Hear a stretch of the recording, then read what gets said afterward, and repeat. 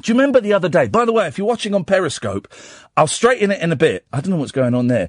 But I'm experimenting with the lights, and I think it looks a lot more macabre. A bit more macabre if you're watching the show on periscope.tv/Iain Lee. A bit more macabre. I'm underlit this evening. It's mainly because my tripod is knackered. But here we go. Do you remember the other day we were talking about, I don't even know what, and the subject of Feng Shui. Feng Shui came up, and so we've pre-recorded a little chat with a Feng Shui expert. Now, when we came out of it, I said, well, that was very interesting, and you know what, I think I buy quite a lot. And Catherine snorted at me. I can't even recreate the noise. It was a snort of derision. And I don't think she was buying any of that. I don't know. But we'll let you listen to it in a bit and see what you think. Here's the thing. Gosh, bit sweaty Betty. Here's the thing. So I've given up food. Completely. Well, not, when I say completely, not yet. But, oh, by the way, you can call in. I should have said that. 0344 499 1000 is the telephone number. 0344 499 1000 is the telephone number. You can call in and, you can call in and tell me how bad James Wales' show was, if you want to. More than welcome to do that. Or you can call in with any of the things that are on your mind. Am I the only person? Right, you know, just for a second, and we'll go back to whatever it was I was going to say, even though I've forgotten it already. Am I the only person, right? Because everyone was talking about Donald Trump and Vladimir Putin a week ago sitting in a tree, BUMMING, weren't they? The whole world, well, Russia helped Donald Trump get in, and Russia and Donald Trump, they're all lovers, all of this stuff, right? Everyone was. And now, suddenly, Donald Trump yesterday's going, well, you know, this is the worst relationship between Russia and America has probably ever had, and Russia is going, oh, we hate America, and America's going, yeah, we hate Russia. And everybody's falling for it. You're falling for it. All of the newspapers are falling for it. All this talk of World War III. Imagine, right, you're back at school, yeah? And you're going out with someone, but you don't want anyone to know that you're going out with each other, right? So what do? You slag the other person off. And you get the other person to slag, oh, I'm not going out with Doris. Oh, I hate her. She's an old tart. And Doris is going, I'm not going out with Steve. Oh, God, well, he's gay, isn't he, I think? And so you're bad-mouth each other. Well, isn't that exactly what Donald Trump and Putin are doing? They're just slagging each other off in public, but like in a real, well, this is the worst relationship America's ever had with Russia. What? No, it's not. They're just saying it. Donald Trump has probably been told to say that by Vladimir Putin. He's probably said, I've got a very good idea for you. Why don't you slag me off and I say that you are bent down? We know, people don't know that we are still in love. It's obvious to me, and I'm not, you know me, guys. You know me, guys. I'm not one for conspiracy theories by any stretch of the imagination at all. I don't buy into conspiracy theories. But I do think that Putin played a significant role in the American election, and that, you know, there's all these investigations going on about which members of Trump's team were in communication with Putin's team, and then for them to suddenly come out and go, oh no, we hate each other. Oh, come on, totally hate each other. Oh, I hate Russia. Russia's rubbish. It seems to me the most obvious fake falling out ever. I'm the only one that's thought that. 0344 499 1000. So, I've given up food. Here's what I'm going to do, right? And I heard about this last night on another radio station that I listened to help me fall asleep. Can't listen to the two mics to fall. I listened to the two mics on the way home because I think they're hilarious. I think they are absolutely hilarious. They just shout at each other. Wonderful. Wonderful. They'll be on at 1:00 tonight. But last night I turned over half an hour into their show because there was, on 4 Extra, there was a lovely interview with Sir John Gielgud. And he was talking about Noel Coward and theatre in the 1920s. Oh, it was like a window onto another world. It was marvellous. And that's on again tonight, so I'll listen to that a bit. And then I listen to a London local radio station because it's boring and it sends me to sleep. Really dull. But I was listening to it, and this guy phoned up, and he was making a really dull, boring point. And then he just said very quickly, before I go, I just want to say, I've stopped eating food, and I've got this food replacement therapy. And since I've been on it, I've been feeling fitter and I've lost loads of weight. Go ding! Light bulb! A light bulb went off over my head. Or a bell. I mean, I made the sound of a bell and a light bulb would be click. It's a switch of a light bulb. Yeah. So I thought, So I had a little look online and I found the website for this fake food. Ersatz Food. Not what it's called, but. And I thought, well, this looks like a load of old rubbish. So then I did a bit of research, and by research, I found 3 stories written about it over the past 3 years. One was in The Guardian, one was in The Times, and I believe one was even in the Daily Mail. And it looked all right. It kind of looked all right. So I've ordered a month's worth of it. I know. It sounds like the kind of nonsense that you lot would fall for. And you'd phone me up and tell me that you'd fallen for this nonsense, and I would destroy you on air for being feeble-minded. But I've fallen for the nonsense. So I've ordered it, and it's going to come next week, and it replaces food. And it's been scientifically, I'm not saying the name of it, because it's been scientifically created so that it's got all the vitamins and minerals and things you need to live. The one thing it doesn't have is flavour. So you buy flavour sachets with it, and you mix the this could be the answer to my prayers. This could be exactly what I've been looking for, dear listener. If you have any experience on not eating food for an extended period of time, it fills you up. It does. Then 0344 499 1000. There we go, guys. Several cabs off the rank. Let's have a little recap. I'll go to the ads and you can pick up your phones and dial. Trump and Putin. It's obviously a sham. Fake food. The J. Giles band. We can celebrate one-hit wonders because he was a one-hit wonder, wasn't he? J. Giles. They did have another song that didn't do. They did have another song because I saw them on a TV programme playing it, and it was quite catchy, but it wasn't a hit. Always happy to salute and celebrate the magic of the one-hit wonder.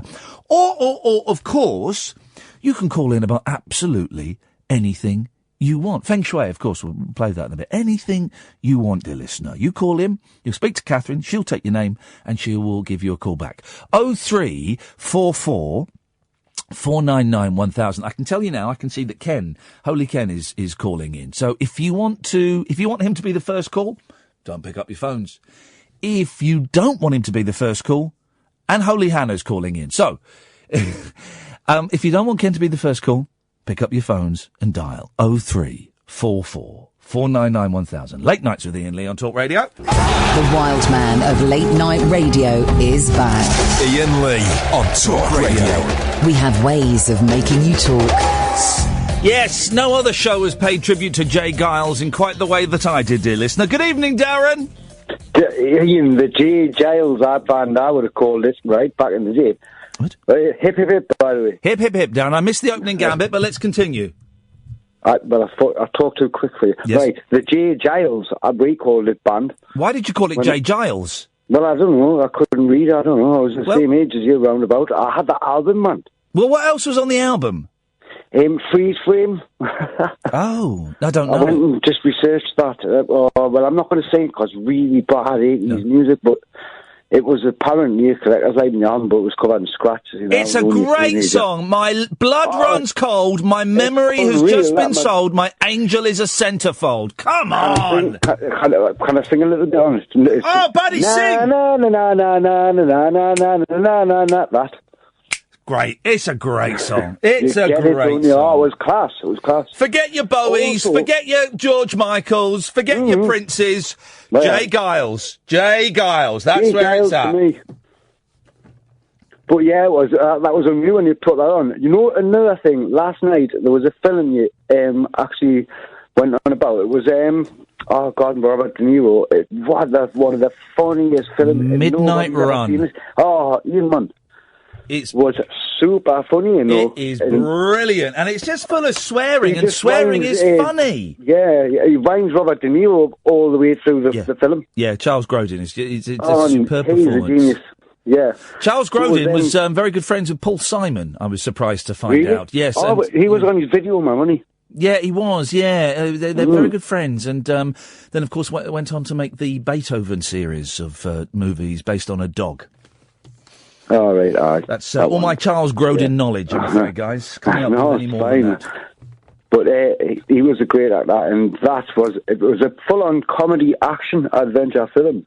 Yeah. Oh, mate, it's honest. If you've not seen Midnight Run, switch off the radio and go and watch it now. Go and find it somewhere. Absolutely. It's brilliant. It's funny and class. But that was the couple of things for me tonight. The J. Giles Band, can't believe he played centrefold. Yep.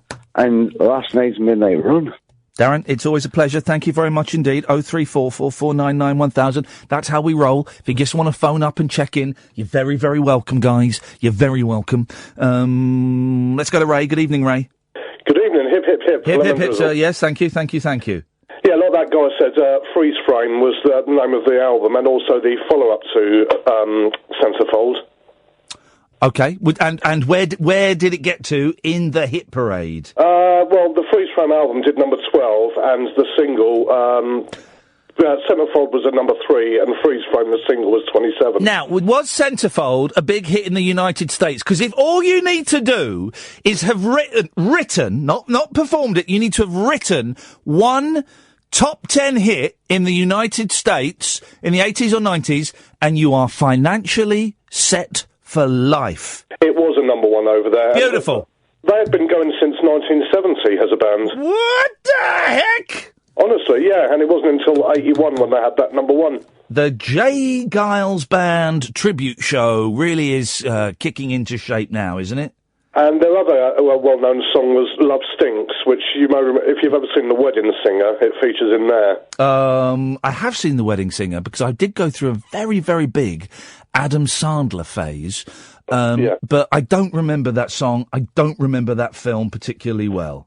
Yeah, because in that film he's just been dumped by his partner, and he thinks, sod this for a game of soldiers. I'm just going to, be. The problem I have with Adam Sandler, and I have to say, my go-to movie for guaranteed giggles is Happy Gilmore. Oh yeah, it is such, and people say, well, Adam Sandler film. It is so funny. Honestly, it is relentlessly funny. I love that movie. Oh, Kath, honestly, it is so funny. And it's funny because, right, I think he's a really funny actor, but in most of his other films, up to and beyond that, I'm thinking of The Waterboy, I'm thinking of Billy Madison, lots of his films, he plays... we don't use that word anymore. He plays someone who is feeble-minded, basically. Oh yeah. He plays someone who's very feeble-minded, and in Happy Gilmore he does it. In Happy Gilmore he just plays an idiot man-child, and he gets the balance spot on. And I think it's such a funny film. Is that the one where he plays hockey? He plays hockey, but he's too aggressive for hockey, so he ends up playing golf, and it's got that really smug golfer. And it's just delightful. In fact, you know what? I'm going to watch Happy Gilmore this weekend. That's what I'm going to do. Okay, that's all set. That's all set. That wasn't an invite, Ray. Sorry, sorry, that may have sounded like an invite for you to come round. It wasn't. I'm watching it on my own. No, not at all. Thank you very much indeed. I'm watching Happy Gilmore. Not Happy Gilmore. Yes, Happy Gilmore. on my own. Ken, you a fan of Adam Sandler? Hello? Yes, are you a fan of Adam Sandler? No, I've never even heard of him. Oh, mate, he does a lot of rubbish, and he's got into that comfortable phase in his career that Eddie Murphy went into before he retired, of just churning out rubbish films, constantly. But Happy Gilmore is an absolute joy, Ken. It sounded like your throat was sore the thing you stopped. Well, it's because of singing Who Are You last night and singing the J. Giles Band tonight. It turns out being a rock and roll star, Ken, is a little bit harder than I thought.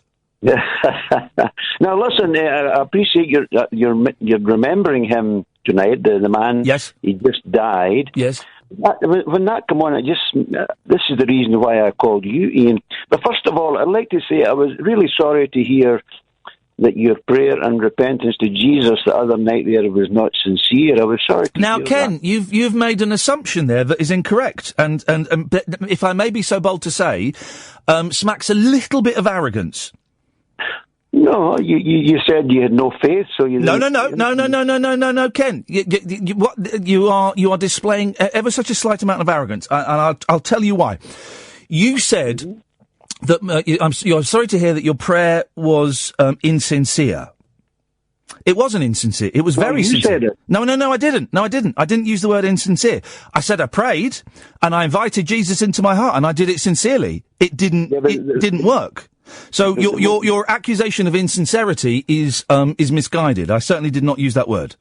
Okay, then I apologise. Thank you very much. Misunderstood then. Okay, Ian. But what I phoned about really was yes. I'm 71. If you don't mind, how old are you, Ian? If you don't mind me asking you. I'm 43. 43, right? That means that if we take 70 as being a normal lifespan, you've got 20 more years to live. Well, that's actually 1,000 weekends. Wow, that's a lot of Xbox. 20 years is 1,000 weekends. There's 500 weekends in 10 years. There's 1,000 weekends. Okay, yes, yeah. Right? Yes. So that's not a long time. That's 20. You've got 1,000 weekends to go. Yes. Right? Yes. Now, where do you plan to go into eternity? You know you have that appointment to meet death.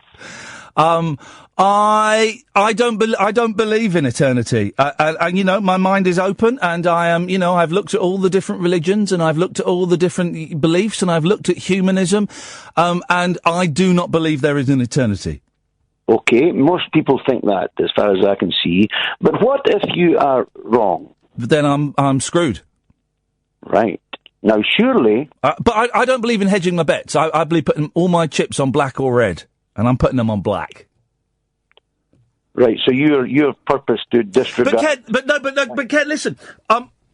There is a slight air of arrogance when you came on with the line about insincerity, and that's certainly not a word I used, and it was arrogance and assumption. But you know that you talking to me about eternity is not going to change my thoughts on what happens when you die. So I appreciate you. Well, I can tell you, I appreciate you sharing it with me. But it isn't going to have any. It isn't going to change anything. So you have. I'm just trying to find out how you're thinking a wee bit here. Of course, you can always change your mind. But have you made your mind up entirely to reject the fact of Jesus Christ's death and resurrection for our sins? Have you decided to refuse that? I would take that sentence and I would scratch out the word fact. I would take out the words reject entirely. My mind is open, Ken, but I don't believe that story. But my mind is open. Well, how can you say that? That doesn't line up. How can you say that your mind is open when you say you don't believe it? No, because no. Again, there's that arrogance and that not listening. I'll tell you why. My mind. No, there is, and there's that laugh is arrogant. So there is. No, I'll tell you why. No, you're not listening, Ken. You're not listening. No, you're not. I can say I don't believe that story, right. And I can also say, followed by, but my mind is open, and those two statements are not incompatible. What is your mind open to? Well, if someone were to present me with concrete facts, then I would be an idiot to not believe something that was factually correct. You know, I don't believe in ghosts, but my mind is open. I don't believe. I don't believe that my contract will be renewed in a year, but my mind is open. You know, you can believe, not believe in something, but still have an open mind. That those two are completely compatible. Yeah, but it seems to me, from what you're saying, comes that arrogance. No, that's just an excuse you're saying that. It seems to me, from what you're saying, yes, that you have shut off your mind now. That's not, Ken, Ken, listen to yourself. That's literally not what I've just said to you, and I've cited 3 or 4 different examples. I've literally just said the exact opposite of what you've just said to me. Well, I would disagree with that. No, because I didn't say I have shut my mind off. I said I'm open to persuasion. My mind is open. That's what I've said. So I've literally said the exact opposite of what you've just said. Is your mind open to the truth of the Bible? No. Listen. Well, it's not open. No, Ken. Listen. I'm going to do this. I should say this only once. Although I'll probably say it quite a few more times. I don't believe in the facts of the Bible, but my mind is open. Why don't you believe it? I don't understand. Well, because I'm putting facts in inverted commas, because I don't believe it. But my mind is open. Why not? Why not? Tell me why you don't believe it. Why would you not believe it? Because I have no evidence to support it. The greatest evidence of the man Jesus Christ is it's fantastic that Christ lived on this planet. No, that's not evidence. Let me say something. Well, no, but Ken, I will let you say something, but you really have to listen. I'm not trying to trip you up. You're tripping yourself up, okay? What you're about to state as evidence is not evidence. It's opinion. It's evidence to millions. Well, yeah, but it's not factual evidence, and I want factual evidence. No, it's not. It's not, though. You saying because the world is beautiful and there are trees and stuff like that. This was what I did the other day when I was playing the game of having blind faith. What you're saying to me is not factual evidence. It is factual to millions. It's factual to me. No, it's not. No, it's a belief. It's a belief. It's not a fact. Arrogance in your point. No. There's not. It's not arrogance. It's literal interpretation of the words. What you are stating is, tell me one fact that proves what you're saying. One fact. Just one. Jesus changed my heart and my thinking immediately. But that's not a fact. That's not a fact. That's a belief. It's a fact for me. Ken, it's not. Ken, it's a belief. It's not a belief, it's a fact. No, it's not, it's a belief. You don't know it's in my heart. I'm telling you a fact about my personality. Okay, give me one fact Ken, give me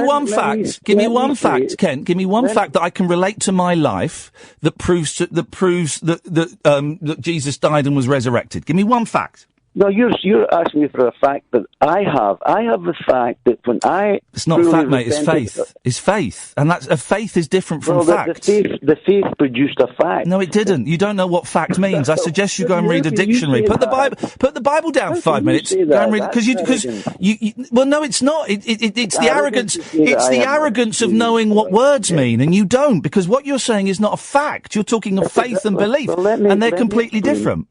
Let me explain it to you. When I truly believed in Jesus Christ, there was an immediate transformation in my mind and in my heart, and it brought me to tears.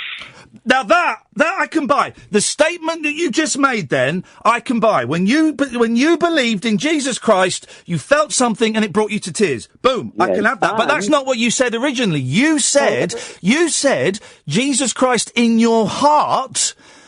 whatever it was you said. That is not a fact. What you've just said then is a nice statement.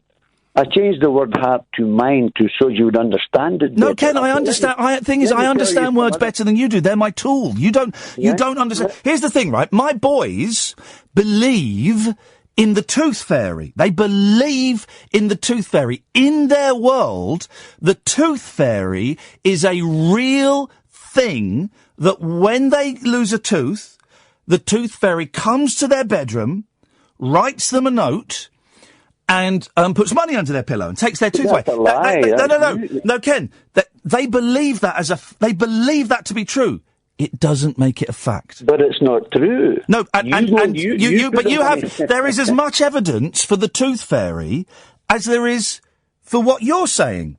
You're not talking about facts. You're talking about beliefs and faith, and they're completely different. There are millions of people who've had the same experience as me when they've become born again. But it's not a fact. It's not a concrete fact. You're talking about feelings and faith and belief, Ken. Give me a fact. Give me a fact. I have got a fact that when I became a Christian, God took the curse out of my heart. That's not a fact. It's not a fact. You can say, here's a fact, right? Here's a fact, I'm assuming for you. When I became a Christian, I felt better. Okay, that's a fact. If that's what happened, I take your word for it. But the sentence you just uttered is not a fact. It's faith. Ken, we're arguing over semantics. We're arguing over the definition of words. Listen, Ian, when I became a Christian, yes, you felt better. Fact. Immediately, I felt wonderful. Also, fact. That's a fact. I used to swear, and God took the curse out of my heart. And that's faith. And you've just with that one sentence, you've done fact and faith. You've just done both of them, and that's brilliant, Ken. You've made my point for me. Ken, listen, I've got to move on. Thank you very much indeed. 0344 499 1000 is the telephone number if you want to give us a call. I enjoyed that. Facts and faith, facts and beliefs, completely different things, guys. But you know that anyway. 0344 499 1000. Late nights with Iain Lee on Talk Radio. Late night Iain Lee. Unfiltered night talk with the original king of unconventional conversation on Talk Radio. We have ways of making you talk. 0344 499 1000 is the telephone number if you want to give us a call. If you've just tuned in, you can call us about absolutely anything you want. Yes, Hannah?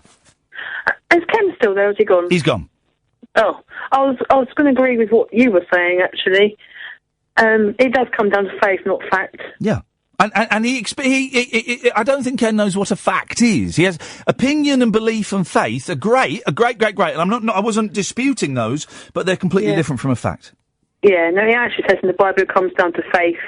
It's actual scripture in Hebrews 11, if you want to look it up. But I'm not going to, but thank you. No, but it isn't there. Anyway, rather than talk about Jesus, I'm going to go back to bums. Oh, no, please don't, for God's sakes. 0344 499 She's obsessed with arses, that woman. 0344 499 1000 is the telephone number. If you want to give us a call, you are more than welcome to. If anybody has had experience of these food replacement things, now I know it sounds nuts, right? And it can't work. And I was going to keep it quiet and not mention it, but then I mentioned it to Kath, and then Kath confessed that earlier in her life she'd also tried something a little bit similar kind of thing, slightly different, and we both felt a little bit embarrassed because we're both, I'm going to say it, we're intelligent, grounded people, and yet I've spent 45 quid ordering some powder off the internet. And it's not the good powder. Well, I don't know, maybe it is the good powder. I've ordered it, and I'm just curious as to, I don't know. Am I becoming one of those people? You're talking to Ken there about faith and belief. Maybe I'm more similar to Ken than perhaps I would like to be. I don't know. I'm become one of those people that's struggling with weight, and so is desperately clutching at straws in some way to shift something. Man. I don't know. Exciting news about the trip to New York. We're going to be doing the show from New York City Monday the 12th of June to Friday the 16th of June. It's happening. And we got some really good guests lined up. Steve Guttenburg, who we're going to hear from in a bit, hopefully. We're going to meet up with him in New York, and Imani Coppola, and some other people that they've said if they are in the city in that time, we will meet up with them. There's a chance, some of you know the Keith and the Girl podcast. Some of you know that because you put me in the way of it, and I listened to it and I loved it. There is a chance that Keith and the Girl are going to come on the show, and there is a chance that I'm going to go on their show. Imagine that! I'm going to be on a New York podcast, if we can make the timings work, because it's a little bit... It's all a little bit up in the air, so I don't know. But the show is happening. If you have... and we think we have places to do this show, for 2 of the days. We think. So we're going to do it at the studios of WFMU on one of the days. Possibly going to do it at the studio that Keith and the girl do their show from. Hopefully. But it still leaves us with 3 days when we ain't got anywhere to do the show. And I would love to do it in someone's house one day, or apartment, or office, or, I want to do it somewhere. It'd be nice. And so if you live in New York, and I know we have a few listeners in the States, but if you live in New York, or you have friends or relatives over there, and they've got good internet, we need a good internet box that we can plug into. It can't be Wi-Fi. Do send me an email, Iain at iainlee.com, IAIN at iainlee.com. Because it'll be nice to pop along and do the show from there. It doesn't take up much space. We got sort of a big metal suitcase that we take that's got this little machine in, this little box. It'll be me and Kath, and that's it. Really, we plug in the internet. We're not loud. We just sit there in a corner. You're more than welcome to invite friends and neighbours and relatives round if you want. If you want to watch, there's not really a lot to see, but you'd be very, very welcome. We're going to Periscope as much as we can while we're over there as well. So we'll be Periscoping the shows. So if you want to help out like that, not asking you for money, wouldn't dare ask you for, not like some people who do. Oh, we're going to go to America. Can you give us a few quid? We're 1,000 quid short. What? What? We're not going to do that. I wouldn't dream of asking you to pay for what is a jolly. We're paying.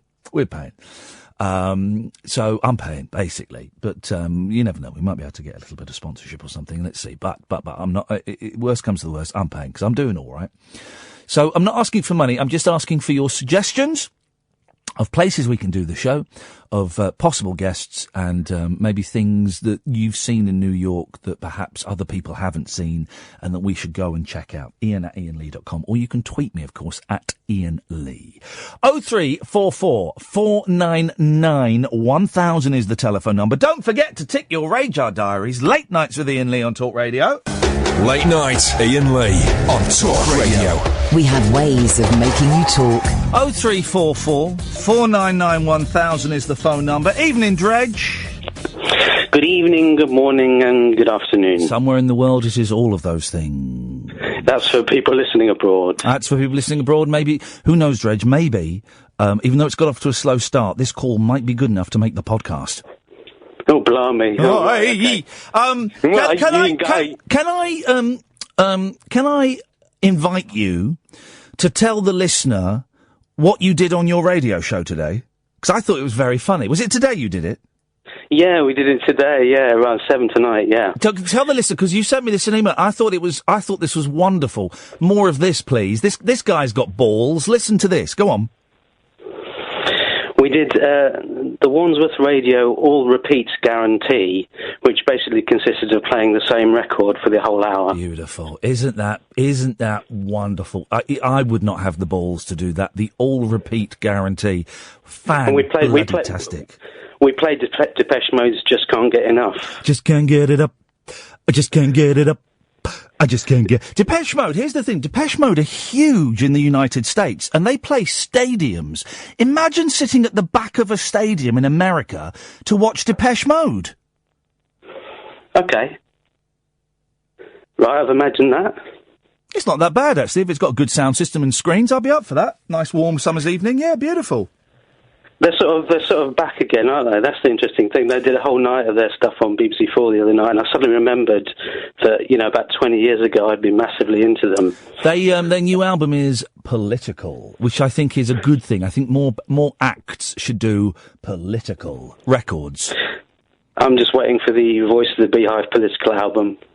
your own personal Jesus. Yeah, Voice of the Beehive. I can't, okay, let's try and, so what, the Depeche Mode, so Just Can't Get It Up. Your own personal Jesus. Just can't get enough. I know. What were the rude versions of songs you sang at school? There was, Just Can't Get It Up. There was, what was the one, there was one, I remember some kids singing it on the bus when I was at school. It was about foreskins. What was it? It was a song, it was like a disco song. I'm going to have to hurry you. No, don't hurry me. It was a disco song. What was it? It was really filthy, and Get Down on It.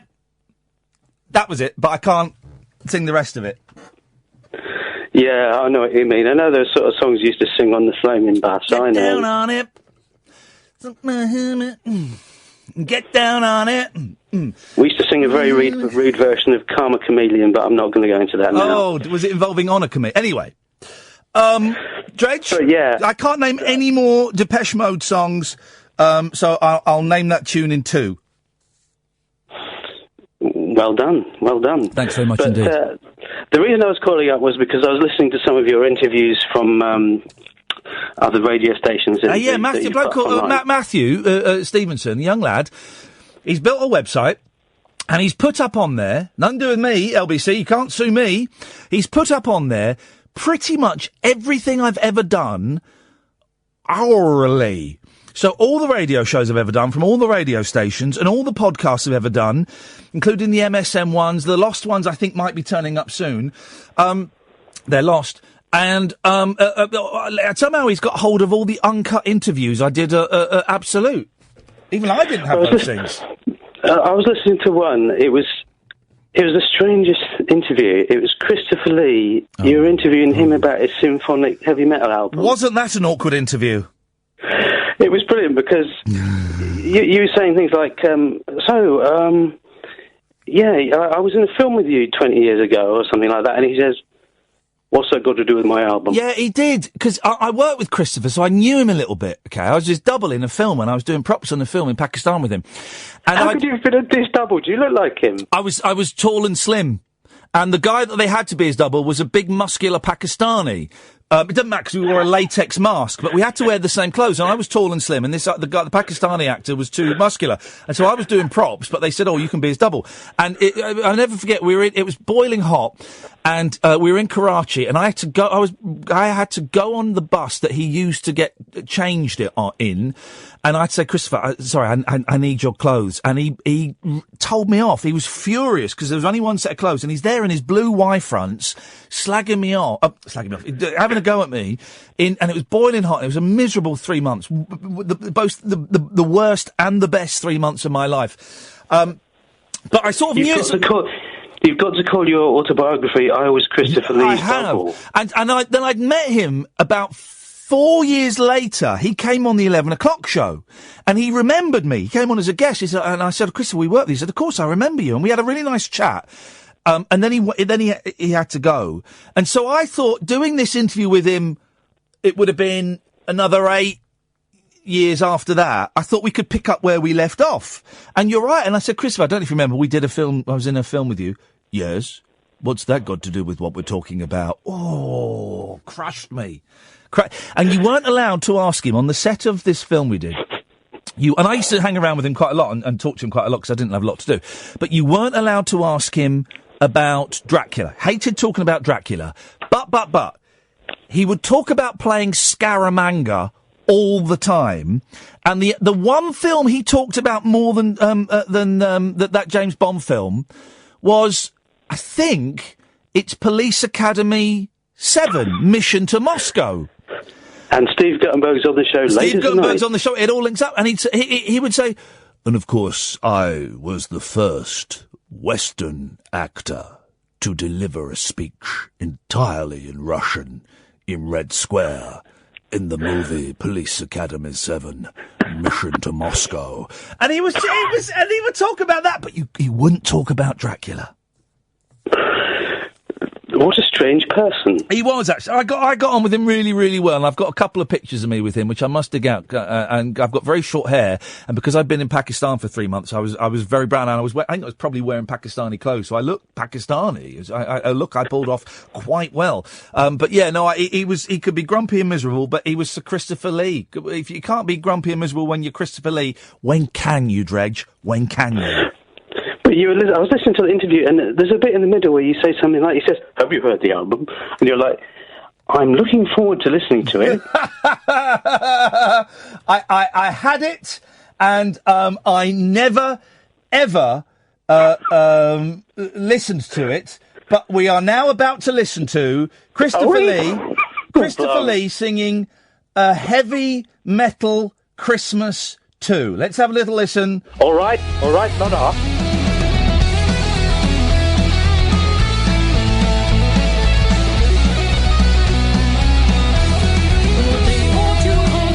Hang on, that's not Christopher Lee. I sing another version. Oh. It's a bit more naughty. Oh. It's not bad. Is it bad? Not bad. It's naughty. I mean, bad in the sense of unpleasant. Well, we'll be the judge of that. Entertaining. Yes. It's certainly different. Thrashing as we go, and her son knows the way to hell's painful and slow, crying all the day. The spirits awake. This is brilliant. Gets down. Light. Darkness is a bone. This is great.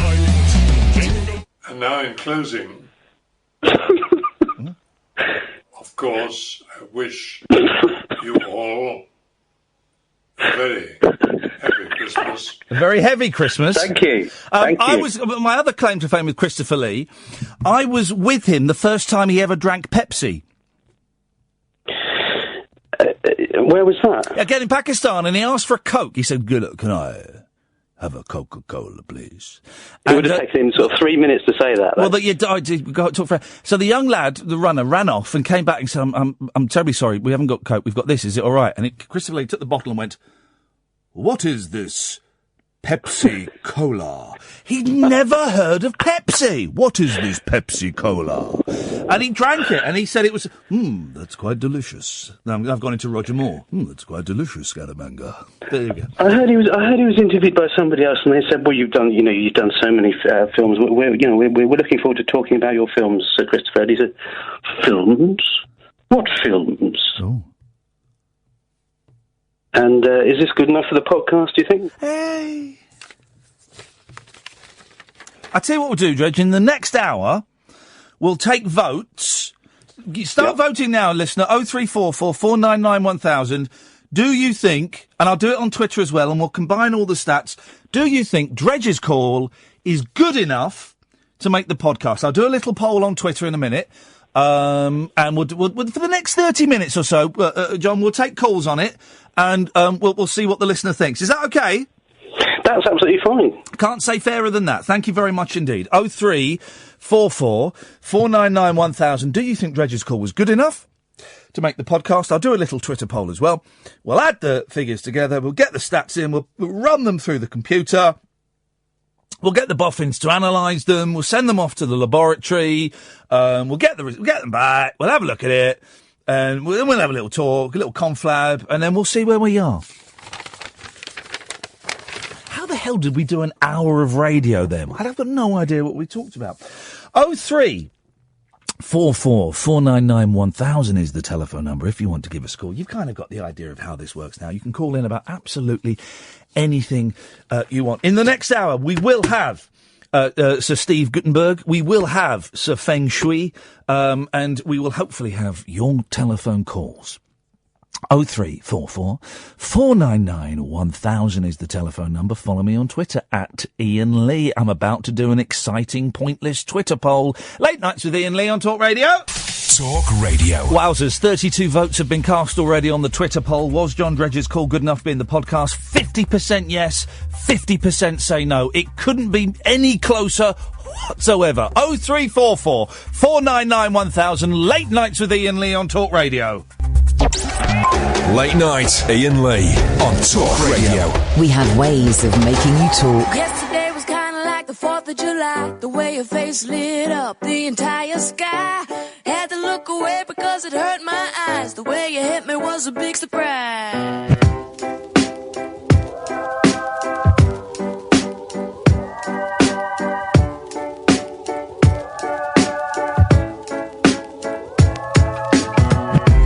Yesterday I really didn't know what to say. I wasn't making any sense, but it felt okay. Asked you if it was my birthday. This kind of thing don't happen every day.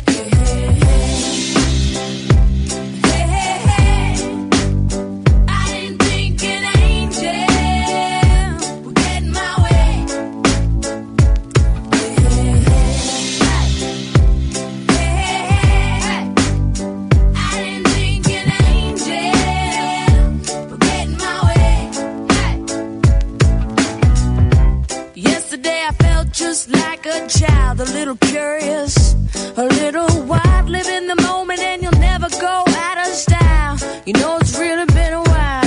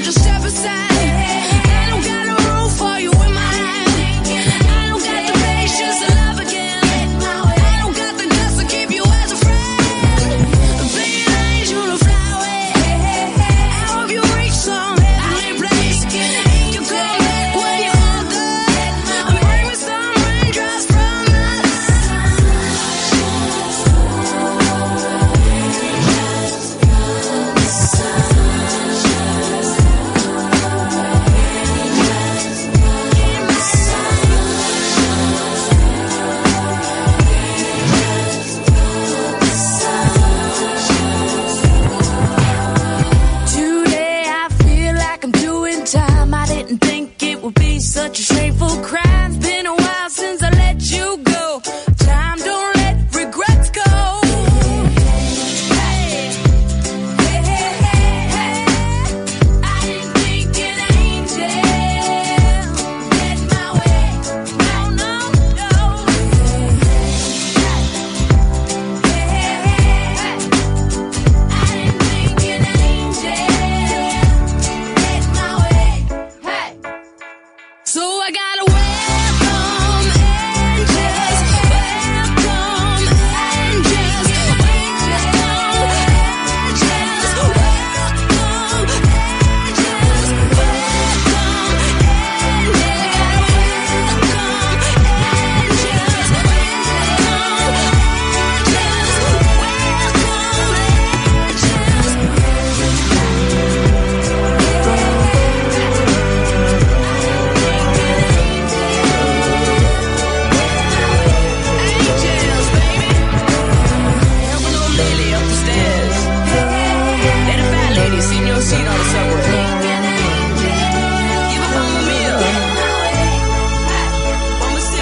Well, give it back. One of the people that we're hoping to meet in New York, Imani Coppola. Catherine, make sure you bring lots of beeps with you, because we'll pre-record her. She won't be coming on live, trust me. 0344 499 1000. Good evening, dear listener. You're listening to me. My name is Iain Lee. This is Talk Radio. It's a late-night phone-in show, unlike any other. Excuse my peacocking for a second, but I'm very, very proud of it. So up yours, Delors. It's a phone-in show, unlike any other, in that we don't necessarily go for the mean, we don't go for the finger-pointing, we don't go for the blame. We sit here and we chat and we discuss, and sometimes we argue, and sometimes we disagree, and sometimes I challenge you, and sometimes you challenge me, and sometimes you phone up and tell me the show's rubbish. And that's fine. That's absolutely fine. You want to phone up and say the show is rubbish? You're more than welcome to. I'd rather you phoned up and said the show was rubbish than, went online and said rubbish. Well, yeah, all right, fine. You go online and say that if you want, but phone in. Tell me why you think the show is rubbish. Get me thinking. Challenge me. Let me know. 0344 499 1000 is the telephone number. We'll have Steve Guttenburg in a bit. We'll have the chat with the Feng Shui guy. Jerry's on the line. Good evening, Jerry. Hello. I'd like to say the conversation about something you were discussing last night. Yes. Breasts. What? Breasts? Breasts. I think a B cup is the best. I don't think... Oh, we were... No, fair play. We were talking about breasts. You think the B cup is the best? Yeah, I haven't got a clue. I don't know what the cups mean. I've got literally no idea what the cups mean. The number, the 32 or 34, that is what you... Oh, my elbow. Just touched my elbow and it hurts. That is when you put a tape measure around and you measure. Is that right? That's the number. So once both the girls some pants, put some underwear from Topshop. Yes. You stole some some women's underwear from Topshop, yes. Yeah, not stole. Well... I wish I had stole it. Was really easier. Yes. How much is the little trick? How much are these bright blue, dongy, stringy underpants? Yes. Push. I've seen scarves. I have never bought underwear. I don't wear underwear. Oh, shut up, man. I've bought underwear for me, you prune. Of course I have. I go to Marx's. Whenever I'm feeling flush, I'll go into Marx's, I'll buy some new socks and I'll buy some new pants, and that'll do. But I've never bought ladies' underwear. I wouldn't have a clue. And that's how most relationships break up, is because the man thinks he's doing a nice thing by buying his girlfriend or his wife underwear, and he presents it to the wife or girlfriend, and of course he's bought sort of bright red prostitute, the kind of thing a prostitute would wear. And the missus looks at that and go, that's what you think of me? Get out of here. So it's a way to end a relationship. He didn't last, you're right, he didn't last long after that. He didn't. My bin bag was on the front garden. Yeah, exactly. Bin bag, front garden, get out of my house. Get out of my house. Somebody else slipped it under the table. Yeah, well, no. So never buy underwear for your loved ones. It will always, unless you're listening, dear listener, and you've done it, and you think you've pulled it off. Don't be rude. 0344 499 1000. I tell you what, Jerry, I know compared to, what's going on with you, this is nothing. But my elbow, flipping heck. If I lean on it, which I often do, or if I hit it very gently on the arm of a chair, I'm in agony. And it only lasts it's agony for about 5 or 6 seconds, and then it's just a dull throbbing for about 30 seconds. So yeah, it's not the end of the world, but flipping heck, man, it doesn't half hurt. I got saying the Parkinson's, I paint ourselves until it's a pain. It brings until loads of pain. Because I'd never thought of this. Is the Parkinson's painful, or is it because you're bashing yourself that it's painful? No, oh God. You ain't just spazzing, but especially having the love spuds. It's painful. It's excruciating. Really? You can't stop. Then people walk past and they do knocking one out, but you're trying to shout and stop. Help me, stop me home. It's battering me. Yeah. It's painful. How are you doing, man? You've sounded a bit worn out the last couple of times we've spoken. Yeah. The stations are on now in Beijing Radio. Beijing's overnight. Say that again. I'm struggling to understand you as well the last couple of times, which always concerns me when it's regular. I know it comes and goes, but you say you listen to Virgin Radio. Yeah, I listen to the schedule of it overnight. Hey, I'm doing a show for Virgin on June the 11th. I think it's going out. They want me to bit of cross promotion. They want me to do a 2-hour show where all the songs are kind of connected with New York. Imagine. So back in the New York groove. I got one. Go on. Beastie Boys. Beastie Boys. A song to New York about. They all come from New York. Oh yeah, I don't really know. This is the thing. I used to pretend I liked the Beastie Boys because it was a cool thing to do, but I don't really like them. I don't dislike them, but I certainly don't have. Certainly not. So I like Sabotage is quite good actually. But the rest of it is a little bit pony. Just shouting. Second album's best. Yeah. Well, they were considered naughty, weren't they, because of people stealing Volkswagens, and they had an inflatable penis on stage. I've been there. Kids Groove Market, nicking the Volkswagen sign off a market van. He went bang. Anyway, he chased us. Yeah. Oh, we got the badge. And the B&W just snap all the time. He's pull the string down, B&W. And it's just snap. You gotta fight for your right to party! Something I don't kid him for a while. He's still... Is he still with us? Who's with us? Bill with us? Nigel. One of them died, didn't they? One of them died. No. Who had to be out there? Beastie Boys only out there. Throat cancer, lymph cancer. So he was only died of video safe. Excellent man. Also, one of them suddenly equaliser. I'm really struggling to understand you tonight, Jer. I'll slow down. Slow down. Take deep breath. Give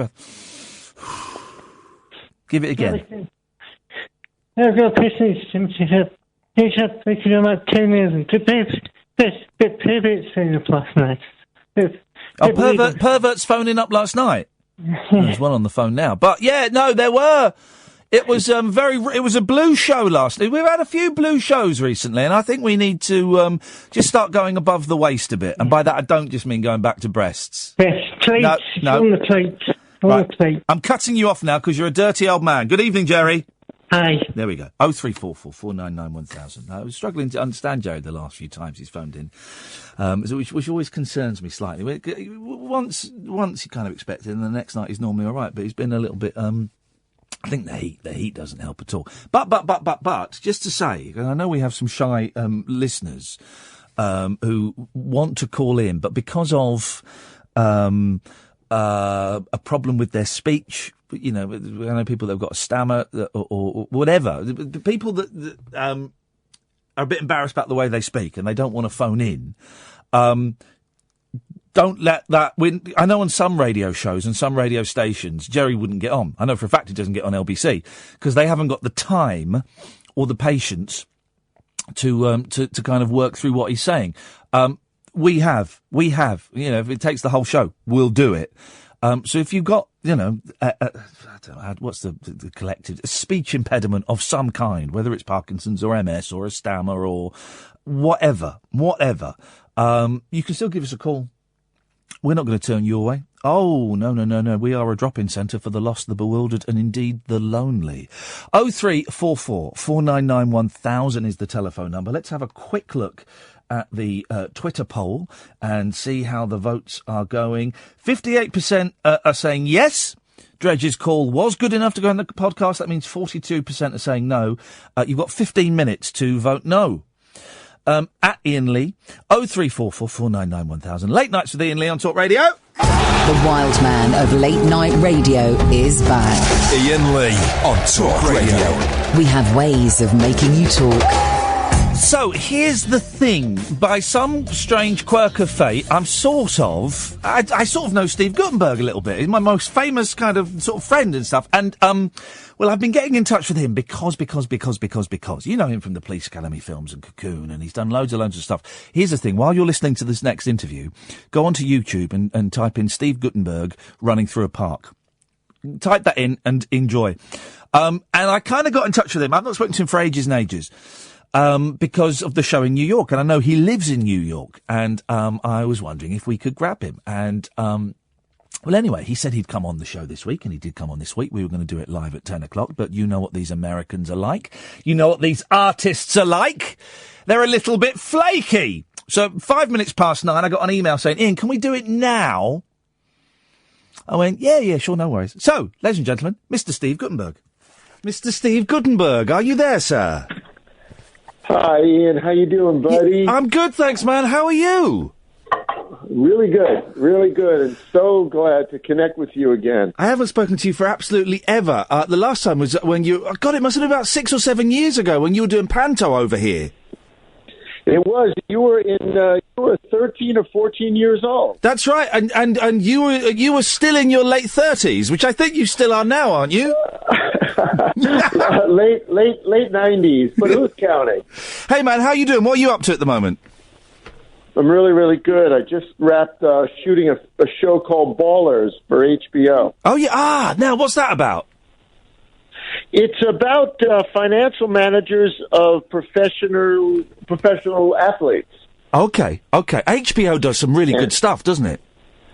Yeah, they do. They're really, really smart guys. And this guy, Steve Levinson, who is the producer and creator of the show, he created Entourage, so it's kind of fun. Oh, wow, okay. Because HBO, because HBO is the channel you're allowed to swear on in America, isn't it? You're allowed to swear and show certain parts of your body naked. And do you show any parts of your body naked, Steve? That's what I want to know, because I'm naked right now. My hands and my face. The most delicious parts of your body. Yes, you remember well. I remember you got very gentle lover's hands. Just you. Your book came out, didn't it? Because I remember when you were over here, you were telling me about the book, and it came out, and it's a cracking read. How's that doing? Thanks, buddy. It's doing great. It sold out all seven copies. So I guess that's sold out, isn't it? That'll do. 7 copies is 7 copies. It's fine. Hey, it's fine with me. That's what we were supposed to print 5, but there was an extra printing. Yeah, well, these things happen. So what? So you've just wrapped a series. What else have you got? What's the day of? What's a Steve Guttenburg day like? Starts out at 5 a.m. Jesus. When I rise with my beloved Emily Smith, who lives with me here, she lets me live with her. Beautiful. Here in New York City. Yeah. And we get up, we have a little breakfast, we have some fruit, some eggs or cereal. If it's the first of the month, I'll take a shower. And then we go out for a walk. We take a walk early in the morning. We go in the park. Why are you getting up so early, man? I've always been an early riser. I don't know. I don't know. I have no idea. I just can't sleep past 5. Jeez, I don't envy that. I just I was doing a breakfast show for 4 years, and I had to get up at 4 o'clock every morning. And now I'm at the other end of the day, and I can get up at midday, Steve, and I love it. Listen, there's nothing like that. But you're one of the guys I admire because you have a clear head. Well, yes. Well, in some ways, yes. And I don't know what the hell I'm thinking, but my mind starts about 10 to 5. And what do you do? What do you do for fun? When you're not working, what do you do to entertain yourself? Well, we live 2 blocks from Lincoln Center. Okay. Here in New York, so we're avid ballet goers, and we love going to the opera. The Philharmonic is there, so we'll go once a week to that, and then we try to watch some theater. Okay. What was the last thing you saw? Do you remember? Anything good? Yeah, Glass Menagerie was great. Wow. Yeah, have you done Broadway? Have you been on Broadway, Steve? You must have been. Yeah, a few years ago, I finished a play with Woody Allen. Wow, did you? Yeah, it was great. It really was great. Directed by John Turturro. And Woody Allen was in it? No, he wrote it. He wrote it. Wow, fantastic. Yeah. Did you get to meet him at all, or did he keep away from it? Oh, no, I spent a lot of time with the author. Wow. Absolute legend. He was, and an extremely personable guy. Yeah. And, a 10 out of 10 in writers. So I was pleased to be able to have some time talking to him. Yeah, I bet. Yeah. And obviously, people know you from movies, and you've done TV as well. What do you enjoy doing the theatre? Because it's a completely different thing from movies, isn't it? Completely different. Well, sure. The great thing about theater is that you get to do it again every night and work on it every night. And the great thing about film is that you've got to have your screen craft in shape. So when they say action, you've got to be the best right there. Yeah, you got to do it. I like both mediums, but theater is a real place to work out because every night's not going to be perfect. Yeah, and you can try to hit the bullseye every night, and that's kind of creatively inspiring. Have you done much directing, Steve? Yeah, I directed a couple of films, a couple of television shows, and I would like to direct more. I'd love to direct a play. Yeah, I think because that's kind of where the power is, isn't it? You know, the actors get all the credit and the glory, but if you've got a strong director, that's where the power is. The power is with the women, Ian. You know that. Hey, I watched a brilliant documentary the other day, and you kind of popped up in it. It was the and I cannot remember the guy's. It's the documentary about Leonard Nimoy by his son Adam. Have you seen it? Oh, really? No, I haven't seen it. Man, it's a really great film. We had Adam on the show talking about his dad, and of course, I'd forgotten that you'd worked with Leonard Nimoy, didn't you? Yeah. What the hell are you doing? You're not on the toilet, are you?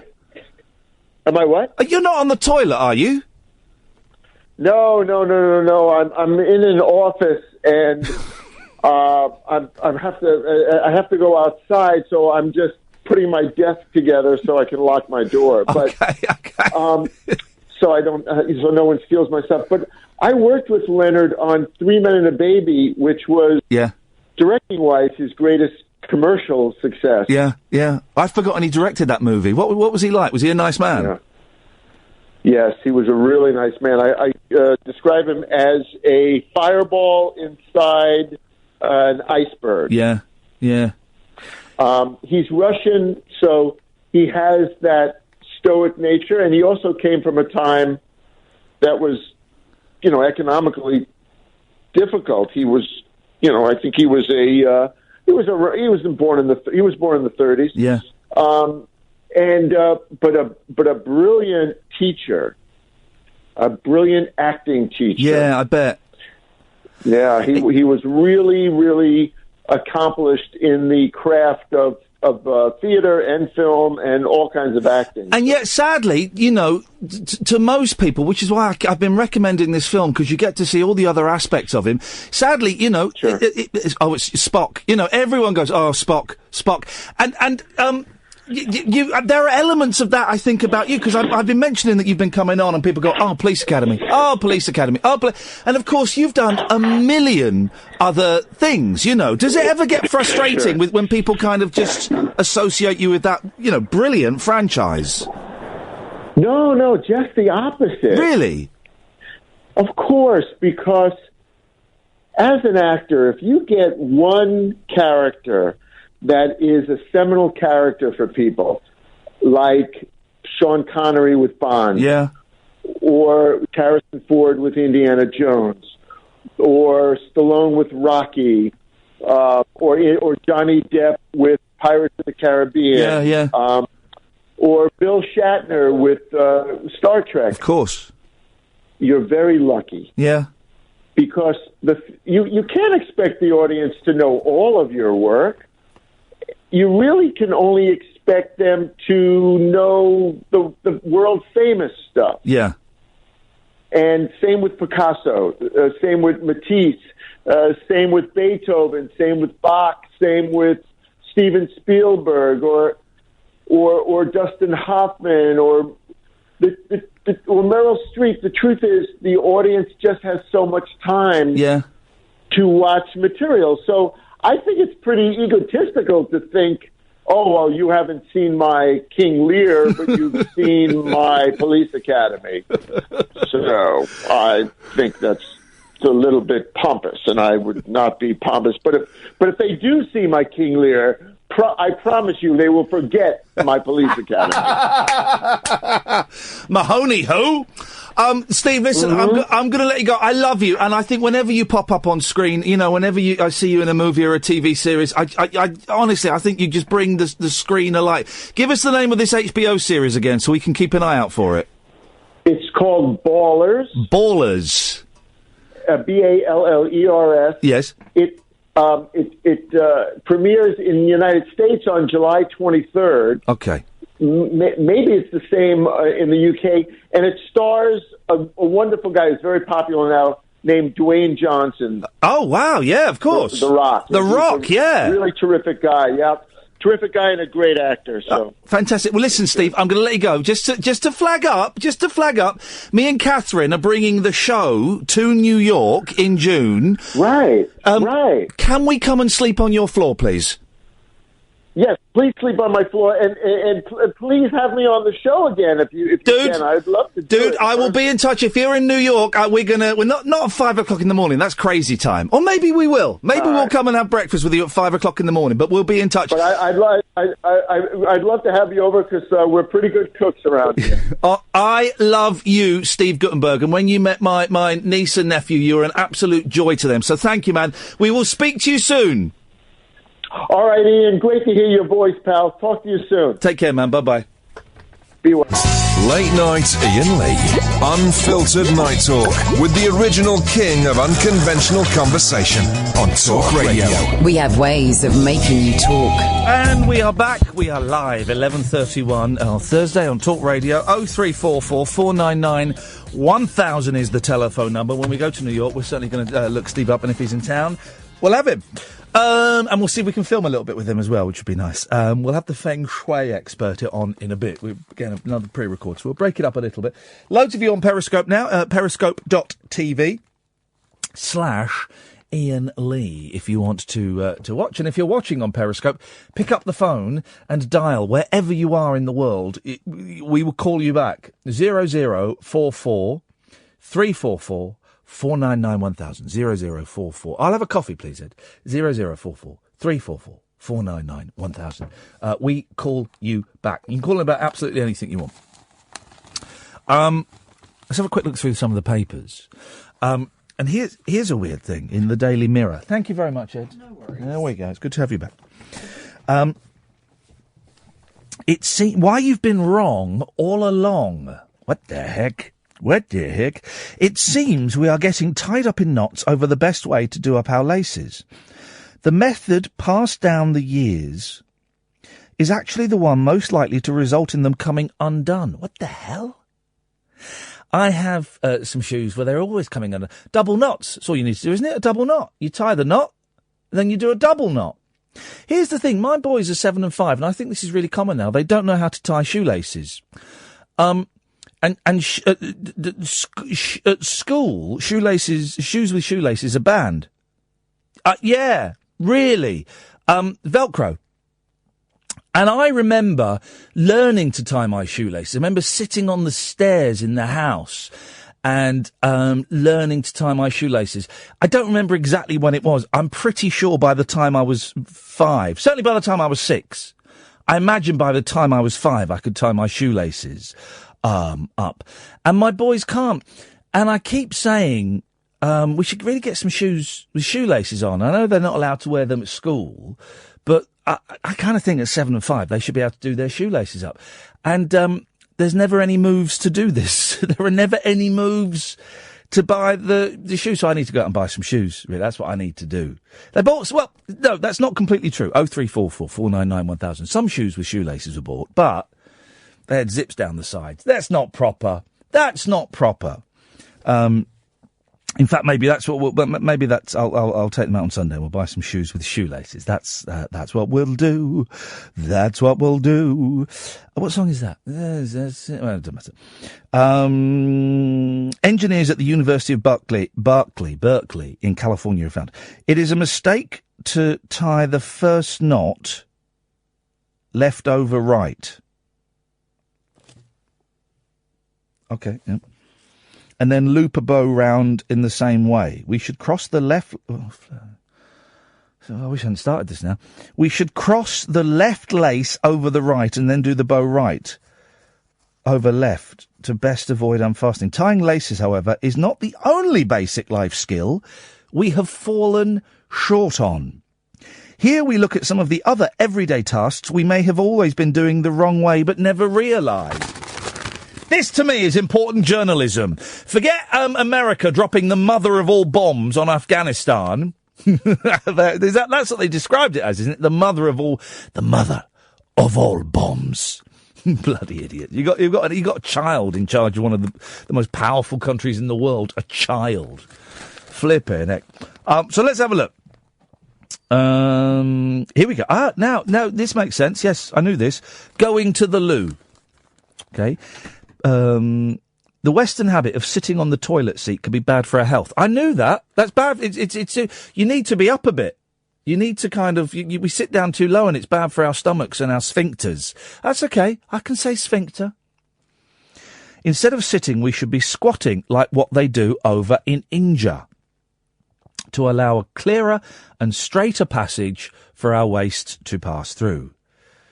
Yep, that makes sense. That makes sense. So you're pooing wrong, guys. You're pooing wrong.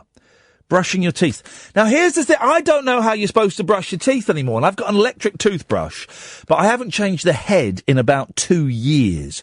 I believe you're supposed to change it every 6 months, maybe even every 3 months.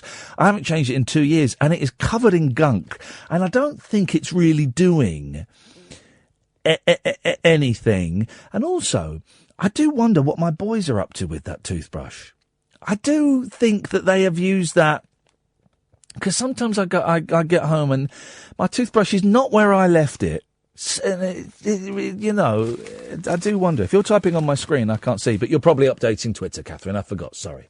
Forgot. Between 10 and 1, at night, follow at Flipping Cath, because that's where her attention is, not this show. That is absolutely fine, my darling. That is fine, my darling. Show me, look, she's just quickly closed down the window and show me the thing. But they keep changing how you're supposed to brush your teeth. When I was a kid, I think it was up and down when I was a kid. But now, I think it's round and round now. Is that the latest advice? Let's see. Let's continue reading page 27 of the Daily Mirror and find out, shall we? Do you rush to the bathroom after eating a sweet treat to scrub off all the decay causing sugar on your teeth? Well, you could be doing yourself more harm than good. You should never clean your teeth directly after having a meal because you will push acid deeper into your enamel. Also, do not brush too hard or too long. Rigorous brushing can damage gums. We know that! Yeah, we know that. Here's the thing, you know, and this is scientific fact, right? You know that they have found a link between bad oral hygiene and dementia. I know. They reckon if you don't clean your teeth enough, it can cause build up of bacteria in the mouth. Can cause could possibly cause dementia. Isn't that incredible? I remember we had a dentist on when I was doing another show. And I asked him about that. I said, this is obviously made up, isn't it? And he went, no, it's true. Could be a cause of... Isn't that funny? Isn't that funny? Good evening, John. Good evening. Yes? I couldn't resist calling because you're talking about brushing your teeth. Oh, are you an oral obsessive? Well, I've changed my habits quite recently, actually. Yes. What I do is, I was horrified when you said your toothbrush was covered in gunk. Yes, sir. Because I'm worried about your lovely teeth, my dear. Thing is, what I find I can do is you can soak it, make a solution with a bit of bleach and water. You're telling me to put bleach in my mouth? This mustn't come anywhere near your mouth. It's my toothbrush. It comes near my mouth. It's the only thing that comes near my mouth. You can clean it. You can clean your toothbrush. Yes. Yeah. And it comes out looking absolutely lovely doing it that way. Can I not do that thing that they use at barbers? You know, they've got that kind of clear glass thing that you pull the lid up and it opens, and they have their combs and things in there. I think they call it Barbicide. Yeah. I get the feeling my barbers never washes anything. I thought Barbicide was when they got depressed and killed themselves. Oh, that's not bad! That's not bad! I worry a bit about hygiene in barbers, actually. Well, but you're not bleeding in there, are you? What about... I hope not. But what about the bit that little shaver trimmer thing, the electric The clippers, yeah. That thing. I mean, how many things has that cut before? But it's not It's not mixing with your bodily fluids. I'm talking about molecules. Although, of course, you know why the barber's pole is red and white, don't you? Blood. Yeah. Because barbers also used to do minor surgery. Yeah. And so the red and white is bandages, the white is the bandages, and the red is blood, and that's what the pole means. But why not? None of this MRSA rubbish. No, exactly! The other thing I do... Can I tell you something? Can I tell you something that's going to disgust you? Right? It's absolutely going to disgust you. I'm 43 years old. I only brush my teeth once a day. I only brush my teeth once a day. God. I don't brush it in the evening. I never have. And guess how many fillings I've got? Oh, you've got no filling. I've got one filling. I got my first filling last year. Yeah. My first filling. And that wasn't because of bad oral hygiene. That was because I chipped a tooth. My mouth is full of fillings. Catherine's saying I never go to the dentist. Up until 2 years ago, I went every 6 months, and then I've knocked it on the head because all they do is they say, "Oh, you should go and see a hygienist," and hygienist charges £60, and it bloody hurts and it's horrible. But they don't say your teeth are in bad shape. They don't say you need filling. I'm on top of this game, dentist. I'm on top of this game. I just want to ask you about one other thing, Ian, which is the other thing I've changed is that when I brush my teeth, I put a little bit of toothpaste on the brush. Yes. And then... That's the way. And then brush them. Yes. But I don't rinse it out with water. Oh, no. Well, again, you're not supposed to, but I do. Because otherwise your mouth tastes of toothpaste too much. Well, there's nothing wrong with that. Well, no, I don't mind a little bit of toothpaste taste. I remember being an adult when I brushed my teeth in front of the dentist. I nearly said the tooth doctor. And I went for a swill, and she went, "What are you doing?" I said, "Well, I'm rinsing out." She said, "Don't do that. You'll just undo all the goodness." I went, "Yeah, but it tastes too much of toothpaste. I don't mind a little bit of toothpaste, but not too much of toothpaste." If you don't mind me saying, I think you might be putting too much toothpaste on your brush. I put No. Here we go. Here's the medical advice. The size of a pea. That's what you meant to put on, the size of a pea. Are you going to interview Donald Trump when you go to New York? Yes, we've got that lined up. We're doing him on Wednesday the 12th, 14th. And it won't be some ridiculous impersonator. No. It'll be the real Donald... Actual Donald Trump. Yeah, we've got it sorted out. And if you could, I'd like to really want to know what Bacon is up to. Some of the Muppets he's left us with on 5 Live. Richard Bacon, well, let's just say he's one of the people that I have spoken to, and he said if he's in New York, he doesn't know what his schedule is then, but if he's in New York, we'll be talking to Richard Bacon. That's happening. He's busy working, is he? Yeah, he's busy. He lives in New York, and he's busy over there. So I wasn't going to say anything, but you forced my hand. You forced my hand. And he's one of the people that said, yes, if I'm in town, Ian, I'd love to. So, yes. Fantastic. You forced my hand, John. Thank you very much indeed. 0344 499 1000. Late Nights with Ian Lee on Talk Radio. Late Night, Ian Lee on Talk Radio. We have ways of making you talk. People tweeting me, people emailing me, people texting me, people periscoping me. It's a phone-in show, guys, and I'm pretty strict with that. 0344 499 1000. Although saying that, I will refer to the Twitter poll. Was John Dredge's call good enough to make the podcast? 55% say yes, so well done, John. It is in the podcast. That's great news for everybody concerned. But don't tweet me, don't send me messages on Periscope, don't email me. It's a phone-in show, 0344 499 1000. After midnight, when we come back from the news at midnight, we'll play the interview with the Feng Shuist. Because I'm kind of coming round to it. I think it makes perfect sense. Catherine was less accommodating of what the expert had to say. Where I was going, yep, it made perfect sense to me. That energy and where you position the door, all of that stuff. So if you've ever had it done, 0344 499 1000. Other stuff we get wrong. Storing headphones. While you might think the best way to stop headphones from getting tangled is to loop them around your hand, this is more likely to lead to a knot.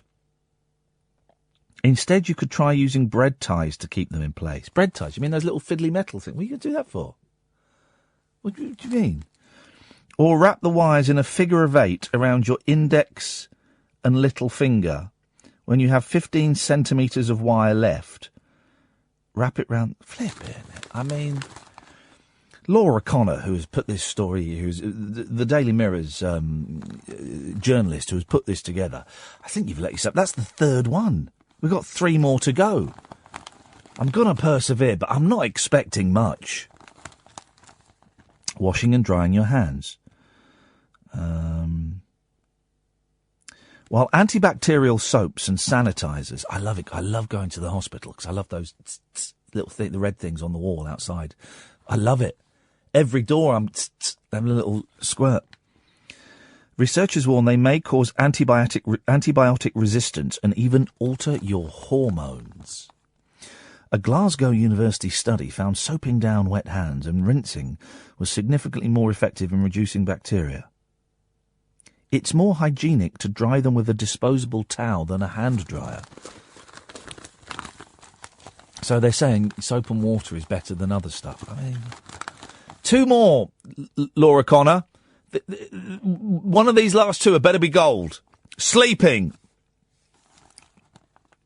We have been told that 8 solid hours of sleep is recommended, but is actually unnatural. Anthropologists in America found that interrupted sleep could actually be good for us, as through evolution humans are designed to have 2... This last one better be good, Laura Connor. Show me Laura Connor. Packing your suitcase. Now I know what you do with suitcases. You don't fold. You roll. You roll. Honestly, it's the best thing. You pack your stuff, right, and you fold it, or even if you fold it like they do in the Gap, it will look ropey when you take it out. Roll it. I bet this is what she's saying. While folding all your holiday items properly and stacking them into your suitcase may seem like the most obvious way to neatly pack your stuff, it is not the most effective. Rolling, yes, sir, rather than folding, could actually reduce wrinkles and free up some extra space. I was right!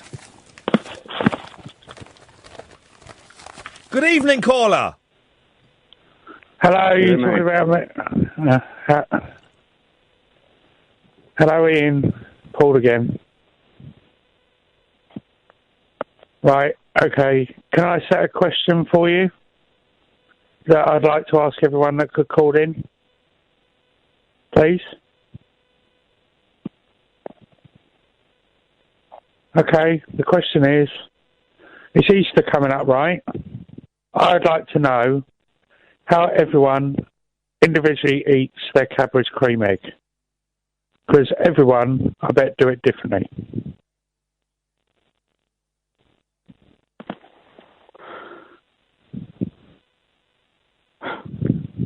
Topical. Hello, Paul.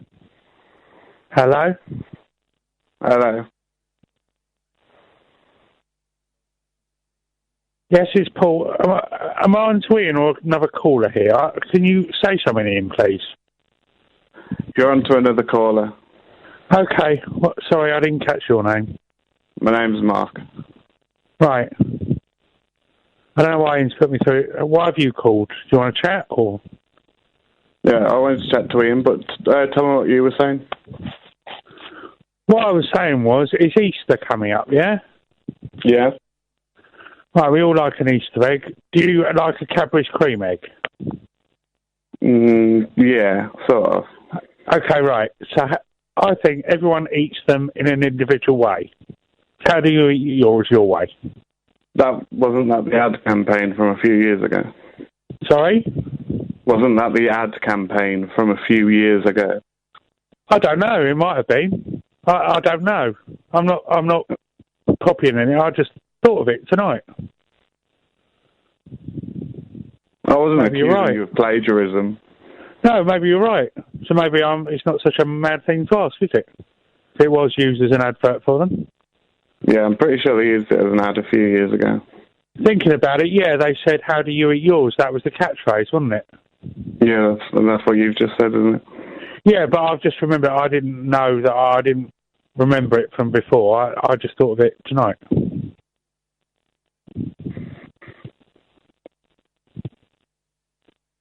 So, how do you eat yours? Like Cadbury's cream egg, that is. Like, it'd be a long conversation if I listed how I eat everything. Right. Have I touched on a touchy subject? Is this why Ian's done this?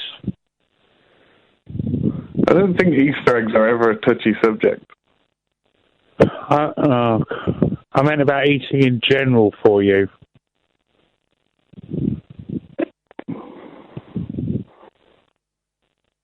It's just a guess.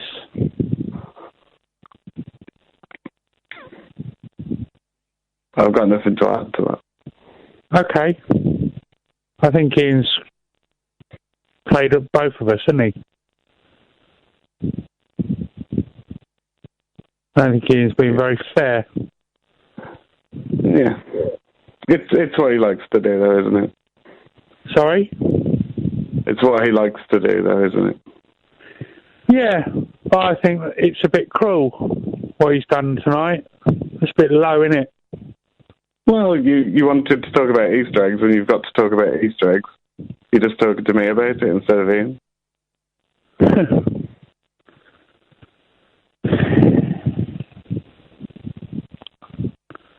I don't know what to say. I was only trying to... Do you eat yours in a strange way? Is that why you phoned in to ask how other people eat theirs? Do you eat yours in a strange way? I like mine not out of the fridge. I like mine from the fridge, which makes it quite hard, and then I like to put it all in my mouth at once. There you go. Surely you're at risk of choking. No, I don't know. I'm not a little baby. No, I wouldn't choke, I don't think. I think it's quite a large thing to actually swallow straight away, isn't it? Yeah, that's what oh, God, there you go. Ian's going to laugh at that as well. That'll go on the podcast, won't it? I doubt this will go on the podcast. Well, I just said, come on, he'll find it. No, I doubt any of this will go on the podcast. No, maybe not, no. It's two quite dull men speaking to each other. It's quite what? It's two quite dull men speaking to each other. Okay. Why do you think yourself as dull? That's a good question.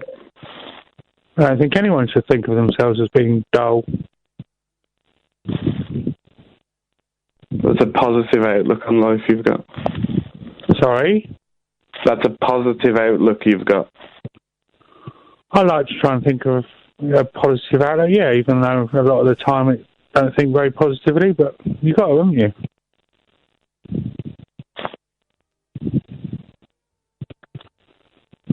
You might think I'm eccentric. Maybe it's because I'm mad.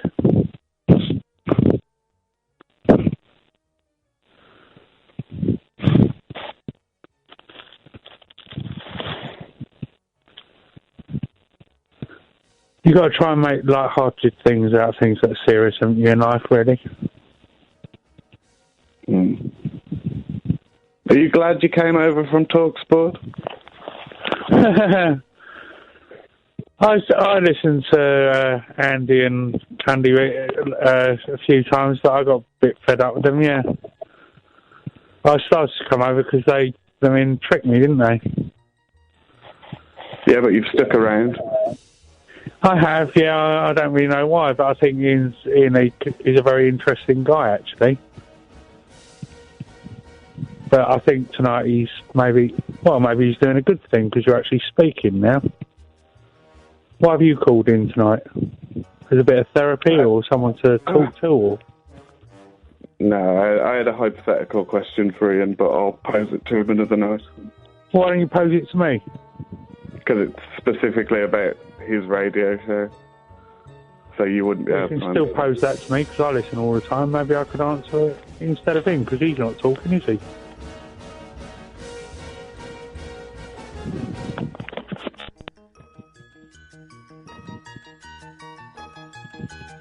Maybe I might be able to give a better answer than Ian could.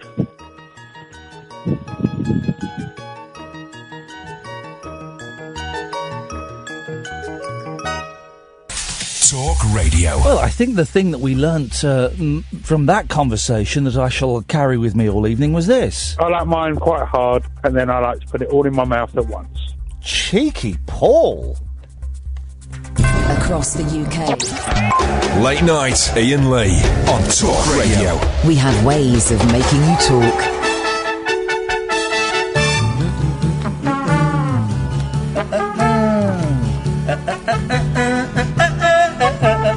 We'll play the Feng Shui guy in a little bit. 0344 499 1000. Let's go to Steve. Evening, Steve. All right, Ian. Hello, Steve. Just two questions, if that's okay. Yes.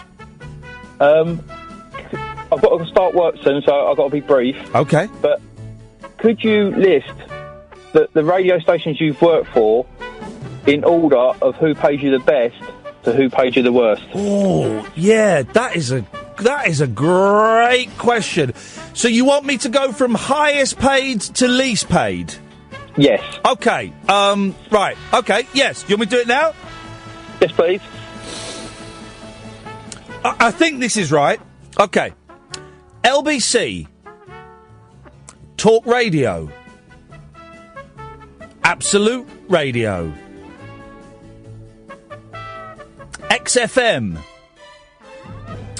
BBC Three Counties Radio. Horizon Radio in Milton Keynes. I think that's about right. That's about right, yeah. Next question. I like that. That was fun. What about what? What about Play Radio? Oh, I didn't get paid for that. Oh. Didn't even get petrol money. I did it for a laugh. I did it for the arse of it. It was good. It was a good show you did. I only did about... I did about two, didn't I? Yeah, one of them you just read from a book. Yeah, I think I only did it two. It was in a barn in the middle of nowhere, and I didn't get petrol money. I just did it for the thrill of doing it, you know. Because of Tommy Boyd? Yeah, well, I never met him, though. Oh, it's a bit strange. Question number two. With advances in technology, yes, do you think in the near future you could do a radio show from home? Yeah. I could do it from radio. I could do it from home now. Yeah. So why don't you? Or because it would involve there would be an initial outlay to do it. It would... No, you could do it now and it would sound like you were in a studio. I like coming into a studio, and also, I'm one of those people that I feel by getting out of my house and going to work, I'm getting into a frame of mind for work. And I guess the technology is like only 90% reliable. So... But I like coming into work. I like coming to the studio. I like seeing Kath. I like seeing Ed. I like seeing Andy and Jason. And I see James White. I like the thing of coming to work. Oh, okay, fair enough. Right, I've got to go work. Bye. Fun question. So, Feng Shui, a load of old balls, or something that actually, possibly, there could be something into it? I don't know why we talked about it the other day. I enjoyed that call. I think I've got that right. I don't know why we talked about it the other day, but we did, and I demanded Catherine book me a Feng Shui expert, and she did, and this is him. Now, Thomas, the reason we've got you on is because the other day on the show, I can't even remember why, but the subject of Feng Shui popped up, and me and my producer were having a little bit of an argument about it. So, the first things first, what exactly is Feng Shui? And am I pronouncing it properly? To take the easy question, yes, yeah, it'll do. Thank you. I tried to pronounce it properly. Yeah. For the first few months until my Chinese sister-in-law got hold of me and gave me two different pronunciations that I hadn't known at that point. Oh, crikey. And the final nail in the coffin of me trying to pronounce it properly was 2005. Yes. When I corrected my daughters, we were in Vancouver at the time. Yeah. And I said, no, that's not the way to pronounce it. And they said, yeah, it is, Dad. I said, you mean the people who migrated from Hong Kong pronounce it that way? And they said, Yes, Dad. Uh-oh. So there's like, yeah. Okay, Anything goes then. All right. Yeah, pretty much, yeah, anything that's vaguely Feng Shui will be fine. Now, what exactly is it? Because people think it's well, you can't have your TV there, and you got to put your flowers there. And I was arguing, because I thought it was kind of more involved than that, that it was, that quite often a Feng Shui master would get involved with the architect that was actually building the house. Yeah, it's a lot more involved than that. Basically, how can I describe it? All this solid stuff that we're used to thinking is solid, I mean, e.g. this phone I'm holding. Yeah. We think it's solid. Yeah.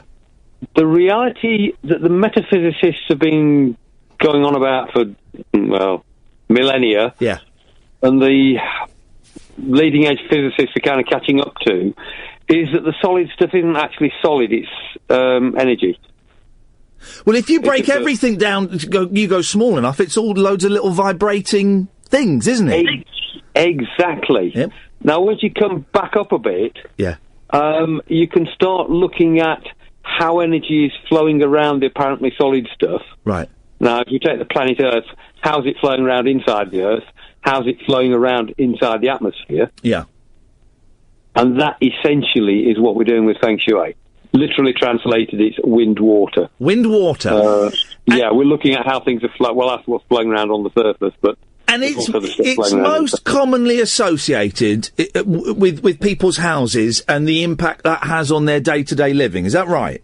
Yeah, because if you... coming back to what you're saying about architecture... Yeah. If you put the position of the door of the house, assuming you're starting from scratch, in the right place for somebody, by whatever set of criteria you judge it, they will generally do a lot better in that house than if you put it in the wrong place. So what would be the right place and what would be the wrong place?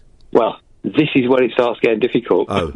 Because it depends on when the person's born. Oh, my goodness, no. Yeah, and it depends also from the building itself, whether its energy is any good or not, to a degree what's happening through time.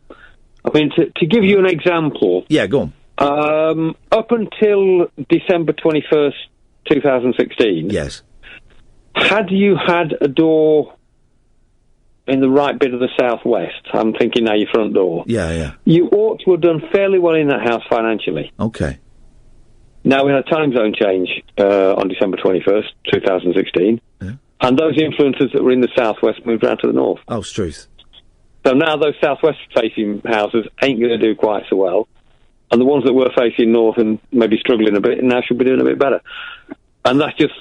and that's just the door? That's just the door, yeah. So... You can start looking at... Sorry, go on. No, I was going to say, so I don't know where to start with this because it's so mind-blowing. So what is happening then? Yeah, it's the position of the door is either preventing or encouraging the energy to flow in a certain way. Well, there is that as well. Oh. I mean, if you just think about the physics of the door... Yeah. You've got whatever energy influences are on the outside in the front garden, let's say. Yeah. And then how big is the door at the front compared to the door at the back? How much energy are you letting in? Oh. Have you got the stairs at the back of the door stopping it getting in? Yeah. Have you got the loo opposite the door, which you sometimes get, like swallowing it? Or have you got a decent-sized hall, pulling the energy on the inside, distributing it around the house? We've got in our house, obviously, you know, you can't see the house, so I'm clutching at generalisations, but when you open the front door, and it's a good-sized front door, on the left-hand side, there's a loo by the left-hand side. Is that generally considered good or bad? It ain't a great place for it, but generally on the side you'll get away with it in practice. Okay. I mean, the ones that really cause the problem are when you come in through the front door, you've got a hallway, not too wide, maybe 6 feet, and straight in front of you is the door to the loo with the loo behind it. Yeah, I know. My therapist has his loo position there, so that's bad, is it? That ain't great. No. Man alive! What other things should one be looking out for then? Typical ones that we kind of mess up in the UK in a building. There's this thing of the Chinese say the front door needs to be bigger than the back door. Right, okay. Which most of us will go, yeah, well, actually they're the same size, thinking about the door out of the kitchen and the front door coming in. No, our back doors are bigger than our front door. Yeah, well, what we tend to forget about are those big patio doors at the back. Yeah, that's what we've got. Yeah, the aluminium frame jobbies that we had in our 1980s built house. Yeah.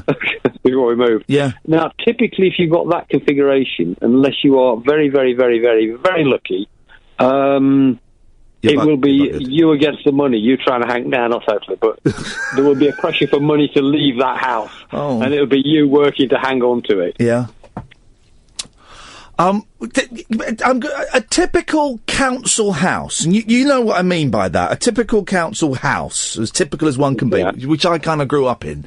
What are they designed well generally in terms of feng shui? Because loads of people, loads of my listeners will be living in those houses. I grew up in one of those houses, and it, you know, they're kind of a bog standard I'll answer the question a little bit of a different way. Okay. So sometimes they tend to have different designs of house. Kind of fairly rapid span of working on it. Not a few, but several designs of houses, and builders tend to build lots of that design. Yeah. Now, thinking about my aunt's council house up in Rotherham. Yeah. Where she lives there. They didn't actually come in through the front door, which is another thing. They came in through the back door. Seemed to work okay for them. Okay. But if you came in through the front door of that house, yeah, small hall, stairs coming straight down behind the door. Yeah. That bit wasn't great. The rest of it wasn't actually bad. Okay. Because the energy had to wander through that house to get out of the back door. Why the way they used it. Why the coming in stairs other behind way the front wasn't door? Because that's what we used to have. The stairs behind the front door. Yeah. Is that bad? Is that sucking all the energy up instead of spreading Well, it? not so much. No. What tends to happen is energy gets attracted by gravity, so it flows down slopes. So it'll flow down the roof, it'll flow down the stairs. Yeah. If you've got a flow of energy coming down the stairs, when you open the front door, that energy is trying to get out. At the same time, the energy outside is trying to get in. Oh, I see. So it's pushing its way out. Yeah, of course. Yeah. Of course. That's why you do tricks like hanging a wind chime up in the gap between the door and the stairs and rattle it plenty. So the sound kind of disrupts the flow of energy coming down the stairs. Okay. So sound can And another disrupt trick, energy. another trick you can do is those old 1950s convex mirrors. Kind of think dinner plate. Yeah. Size mirror, that kind of shape, convex shape. I know exactly what you mean, yeah. Yeah. You put one of those up over the stairs, facing back up the stairs. Yeah. If your walls are in the right place. Yeah. And again, that will get some of that energy which is coming down the stairs, hits the mirror, blasts back up the stairs, and again reduces that energy, the strength of that flow coming down the stairs. So you can, if someone, and we'll find out exactly what you're doing. We'll obviously give the website a plug and stuff. But if someone were to phone up a Feng Shui master, phone you up and say, right, Tom, can you come and have a look at my house, and can you do some stuff, because we've moved to this house, and since we moved to this house, our marriage is on the rocks. Money is just disappearing. We don't quite know what we're spending it on. Would there be practical things, even if the house was designed terribly in terms of the energy and stuff, would there be things you could go into that house to do to improve relationships and handlings of money?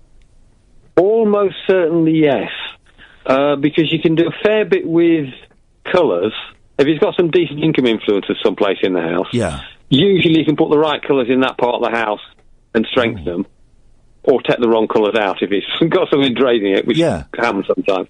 So usually there's quite a bit you can do practically without having to get the builders in to start changing the bricks and mortar. Yeah, you've got to knock that window out, brick it up, put one over it. So what's a good colour and what's a bad colour? Well, depends where it is. Right. Let's take that north influence again. Yeah. And let's say that we've got an income influence in the north on the inside. Yeah. Blues will be neutral for it. Whites, greys, metallics will strengthen it, and greens will weaken it. Okay. And now we come to, is it a beneficial income influence or a harmful one? Because it's a beneficial one, whack it full of white paint or grey paint or whatever, you strengthen their income. If it's a harmful influence, whack it full of green paint, weaken it. Now, Thomas, there will be people listening when we play this out tonight will go, what a load of old balls. But I can't. I'm digging all this stuff. What evidence have you got, Thomas, that this works? Okay, I had a similar reaction. Right. Not quite as extreme as them. If it'd been that extreme, I wouldn't have got into it. Right. I came across it in 1980 when I was visiting Malaysia. Yeah. My in-laws were into it. They're Chinese. And they wouldn't tell me what it was about. Now, that got my attention focused. Wow.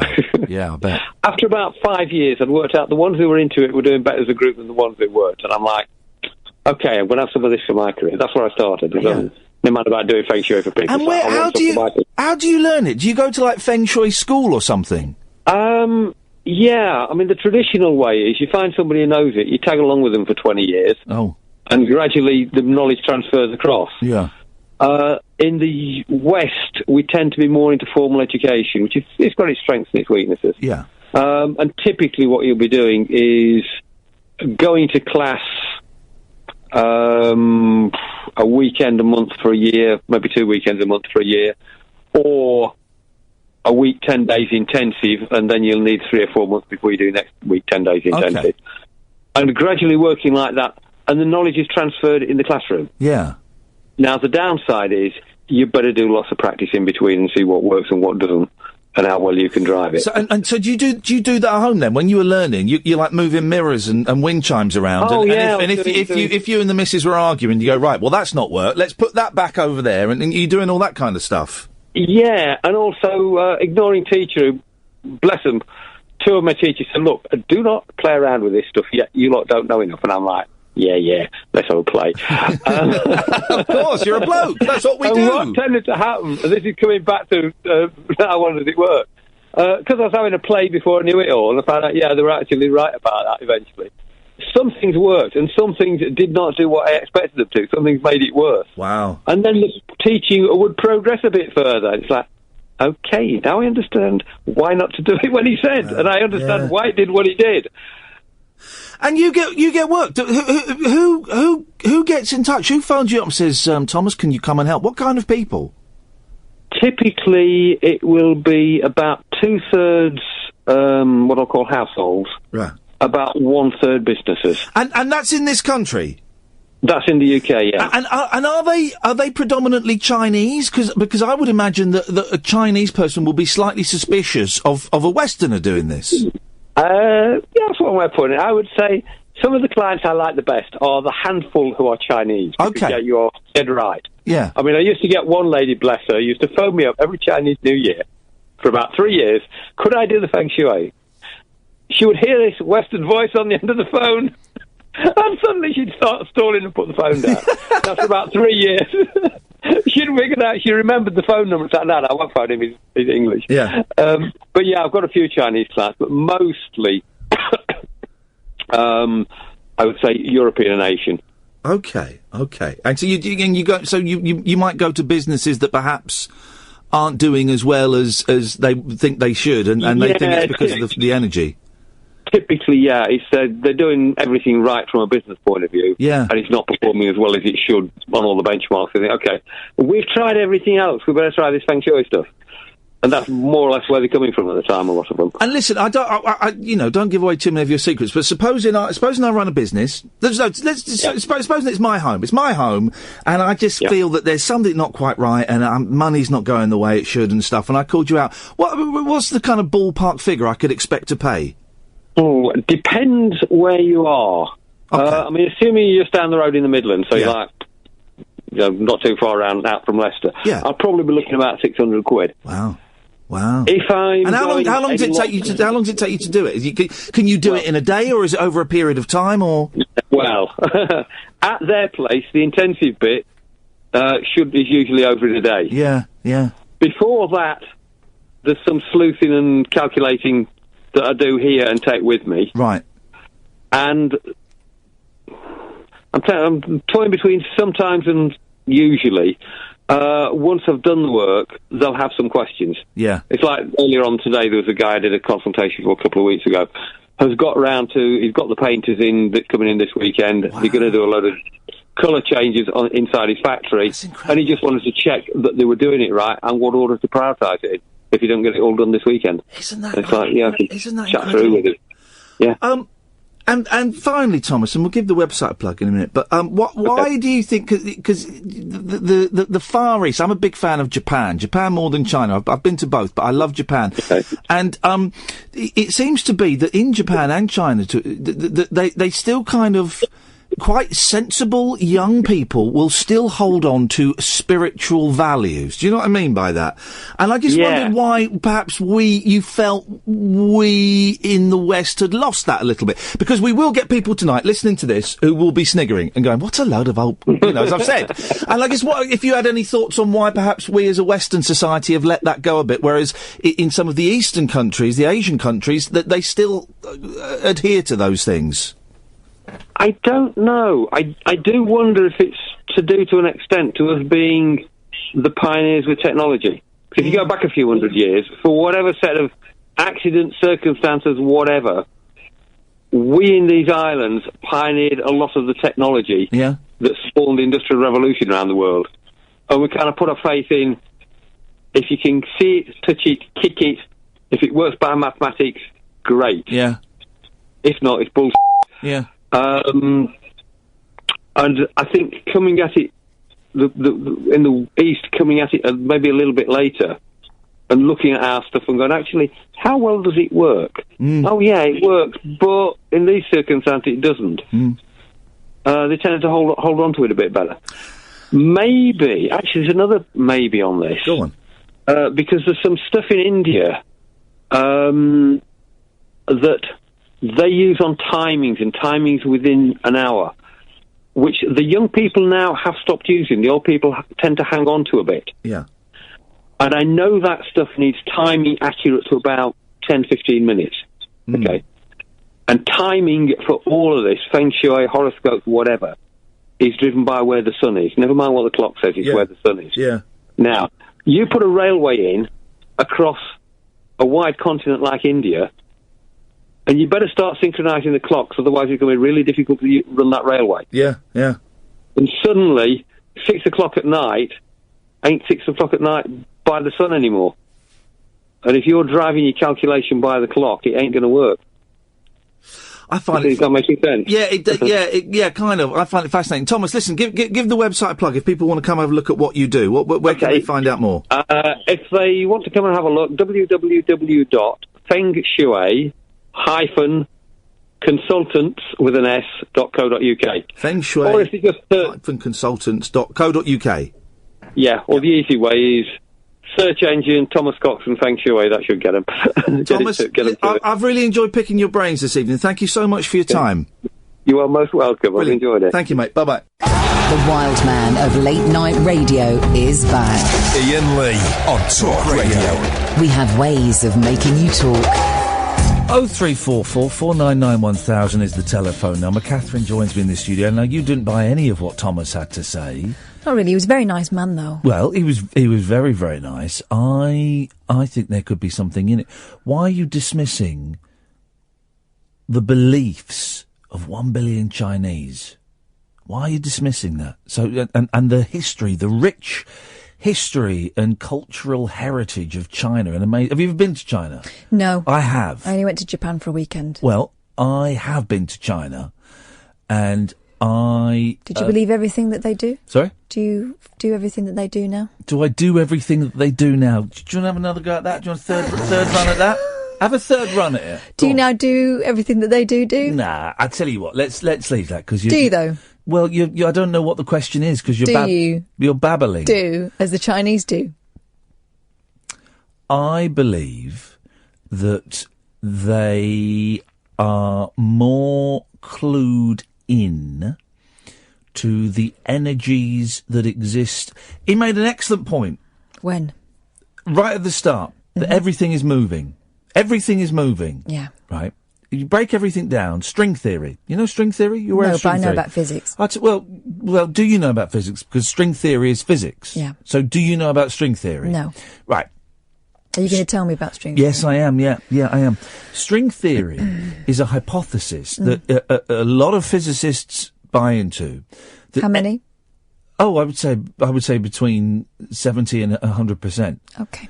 No, this is string theory is true. String theory is a thing. Tell me. That everything is made up of tiny, tiny strings. Everything is made up, and they are vibrating constantly.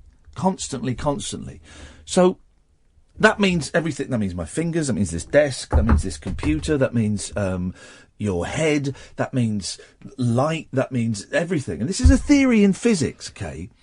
So if that is the case, why is it so strange that we can manipulate that energy to a way that is beneficial for us within our homes and our offices? I think that people are willing.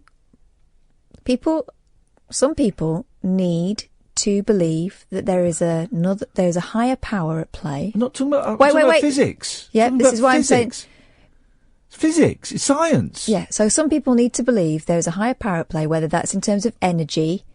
What are you talking about? God. Why are you talking about higher powers? That's or irrelevant. Magic. That's irrelevant to this conversation. Can you let me finish my... No, because you're going off... You're doing a Ken. You're just going off on a wild flight of fancy that's got nothing to do with what we're talking about. You're saying, why don't I believe it? No, I'm not. I'm not. Why don't you believe science? I've just given you science. Okay, that's got nothing to do with Feng Shui. No, it is. String theory. Physics. All right. The manipulation of energy. No, that's a leap. I tell you what, let's bring 0344 499 1000 is the telephone number. If you want to give us a call, let's try and bring someone with brains into the conversation. Please. Paul in Stoke Poges. Oh, never mind. Hello, right. You're talking the absolute truth, Ian, about energy. It's got nothing to do with believing in a higher being. It's about science, you're right. I actually wear myself a small silver ball with a chime in it round my neck. That is a Feng Shui ball. Like a cat. Can I hear your balls?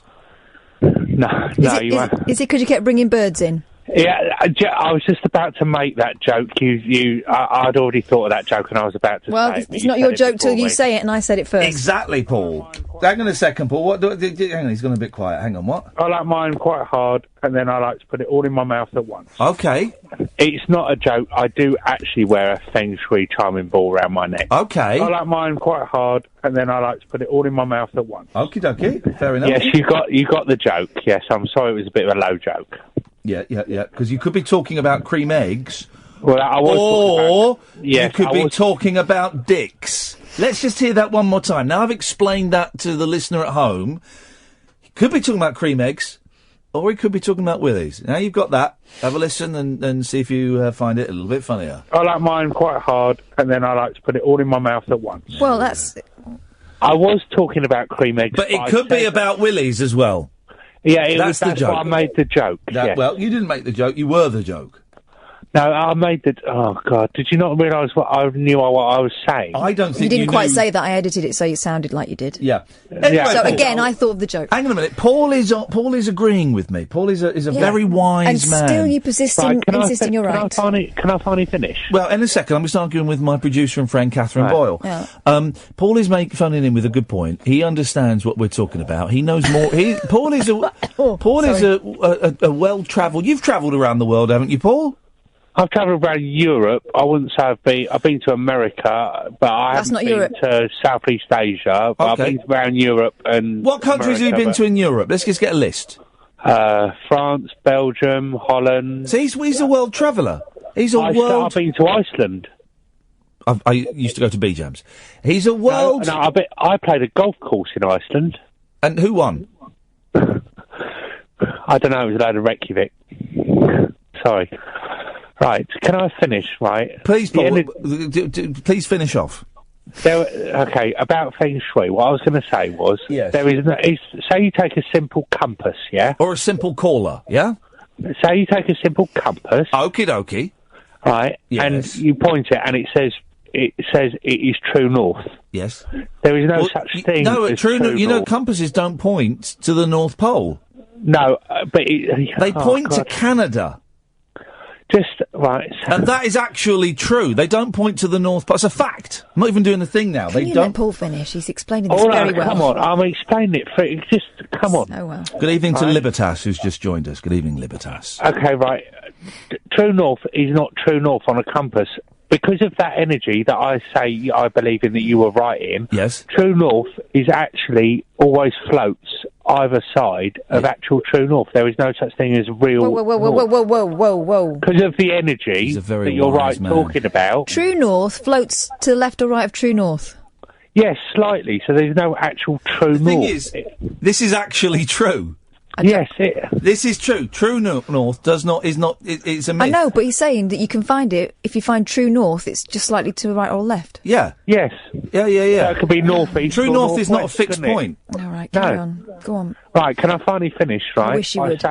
You take as long as you want, Paul, because I'm enjoying this. Okay, right. Richard Nixon, the former US president, when he visited China, on a official visit, when he came back, he had all of the White House, everything, the whole place, the furniture, everything, made Feng Shui like. Richard Nixon, the probably most provable charlatan that ever. Hang on a minute. Until recently, hang on a minute. around the United States. Just because he was a liar and a charlatan doesn't mean he didn't know a thing or two about Asian culture. Okay, I can follow it up even better then. Thank you. Even better. Donald Trump. Oh. All his hotels and the buildings he built have got wet beds. No, are built in a Feng Shui manner. Feng Shui Manor. It's a great name for a house, by the way. Yeah. Welcome to Feng Shui Manor. Finally, Walt Disney. Yes. When he built Disneyland, had it built in a Feng Shui way. Now, is that the street? Hang on, right, let's bring Robert into the conversation. Good evening, Robert. Hello, how are you doing? I'm good, thank you very much. You've called in to agree with Paul? Absolutely not. Oh. Good. Go on. Well, you're all talking absolute, bullshit. But Robert, hang on a second. Before you start calling us out on bullshit, your phone line is awful. Are you on speakerphone? Not anymore. I was eating a sandwich. Right, is that better? What was in your sandwich? Well, wouldn't you like to know? Yes, I would. I reckon just a simple cheese and mayo. Chicken. Oh, yes. Dirty boy. And I've had far too many of them tonight. I feel disgusting. But anyway. I bet his sandwich was probably crispy duck. No, it was chicken. He specifically said chicken, Paul. Or is this I can prove it.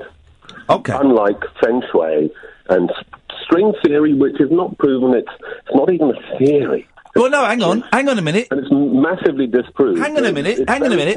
I didn't say it was proved. I said it's a theory. I said it was a theory. Well, hang on a minute. The theory of evolution is a theory. That's not been proved. Right. Well, Ian, you don't understand what the scientific theory is if you're saying Oh, Robert, I have had conversations and lunches with more scientists than you could name.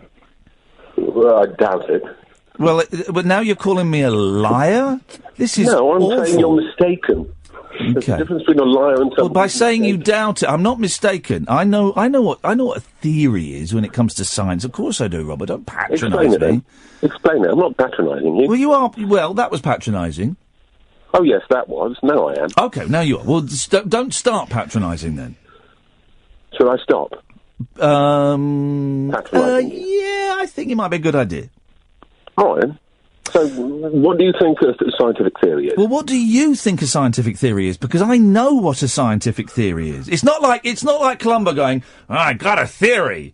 That's not what a scientific... He said a hunch, anyway. Yeah, that's not what a scientific theory is. It's something that... Well, that's what I'm saying. I thought that's what you thought. Ian, just say one final thing to him if you're talking about Columbo. Oh, very good. Okay, Paul. Okay. Thank you, Paul. The breathing. Right. So, Robert, what's the erroneous point you wish to make?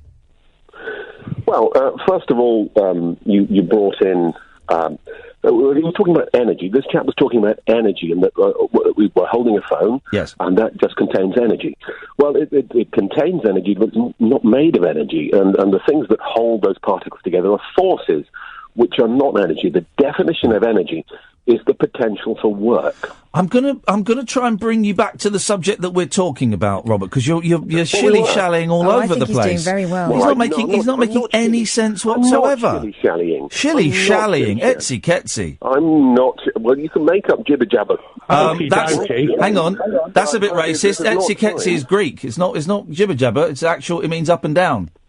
I said okie dokie. Jibber-jabber is English, and that just means you're talking bullshit. Okay, Robert, you're getting very angry about something that you're. No, I'm not very angry. You're quite angry. No, not angry at all. I'm enjoying you tying yourself up in knots. But continue. I'm not tying myself in knots at all. Okay, Robert, continue.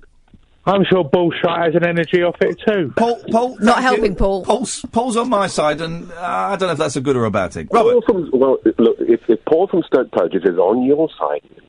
bearing in mind, Robert couldn't make a phone call properly. We couldn't understand the first minute of what he was saying. He was eating a sandwich. He was on Putting some slack. speakerphone. I mean, geez, everyone knows that speakerphones are unlistenable. I'm not on speakerphone. I don't have a mobile phone that can do speakerphone. Paul, I'm not talking to you. I'm talking to Robert. We're trying to get. I tell you what, Paul. Why don't you and me be quiet, and we'll let Robert try and make his point about Feng Shui. Good. Okay, I'll count to 30. No, Feng Shui. It's just a load of old woo, and it's just made up nonsense. There's no scientific evidence for it. There's no evidence whatsoever for it. Well, hang on a minute. Our expert that we had on had evidence for it. What evidence? Well, he said anecdotal evidence. Anecdotal evidence is rubbish. Well, hang on a minute, Robert, calm down. Why are you so angry with the Chinese? I'm not angry with the Chinese. You're dissing a billion Chinese. No, not all Chinese people do this. No, most of them do. And anecdotal evidence. I'm a huge fan. Hang on. Hang on a minute, Robert. No evidence that most Chinese people do this. Robert. What, dear? Oh gosh, he's getting very upset, isn't he? I'm a huge fan of anecdotal evidence. This notion of we must dismiss anecdotal evidence, I think is a terrible thing to do. Can I just say something quick I again? think you're wrong. It's making me laugh. No, you can't, Paul. I'm talking to Robert. Anecdotal evidence, I think, is some of the richest, most nourishing evidence that we can have. It paints colour to otherwise black and white stories. And I think that the dismissing... hang on a minute, let me finish. I let you speak. Let me finish. I think just dismissing... Well, there you go, Paul. You're picking up me saying words incorrectly, because that's how thin, that's how paper thin and how narrow your argument is. It is terrible. Absolutely. Yeah, Where's your evidence it doesn't work? Well, I don't have to prove it works. Well, no, I'm not asking for that. No. I'm asking for your evidence it doesn't work. Well, you cannot prove a negative. Exactly. Therefore, no. You're turning this on its head and essentially talking nonsense, therefore. Robert, you're telling me I'm talking nonsense. The guy that's been on the phone for the last 10 minutes and has made has just been aggressive and malicious and doesn't realise that when I'm talking he can't be heard on the radio, so isn't as clever as he thinks he is. And you're the one accusing me of talking nonsense. Robert, you've not made one single sensitive, sensible point so far. Try again. So you're making extraordinary claims that Feng Shui works.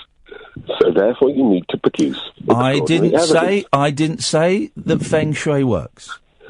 Well, your delightful caller did. No, it wasn't a caller. No, I haven't said it works. Leave Paul out of this. He was an expert. Robert, he wasn't a caller, he was a guest.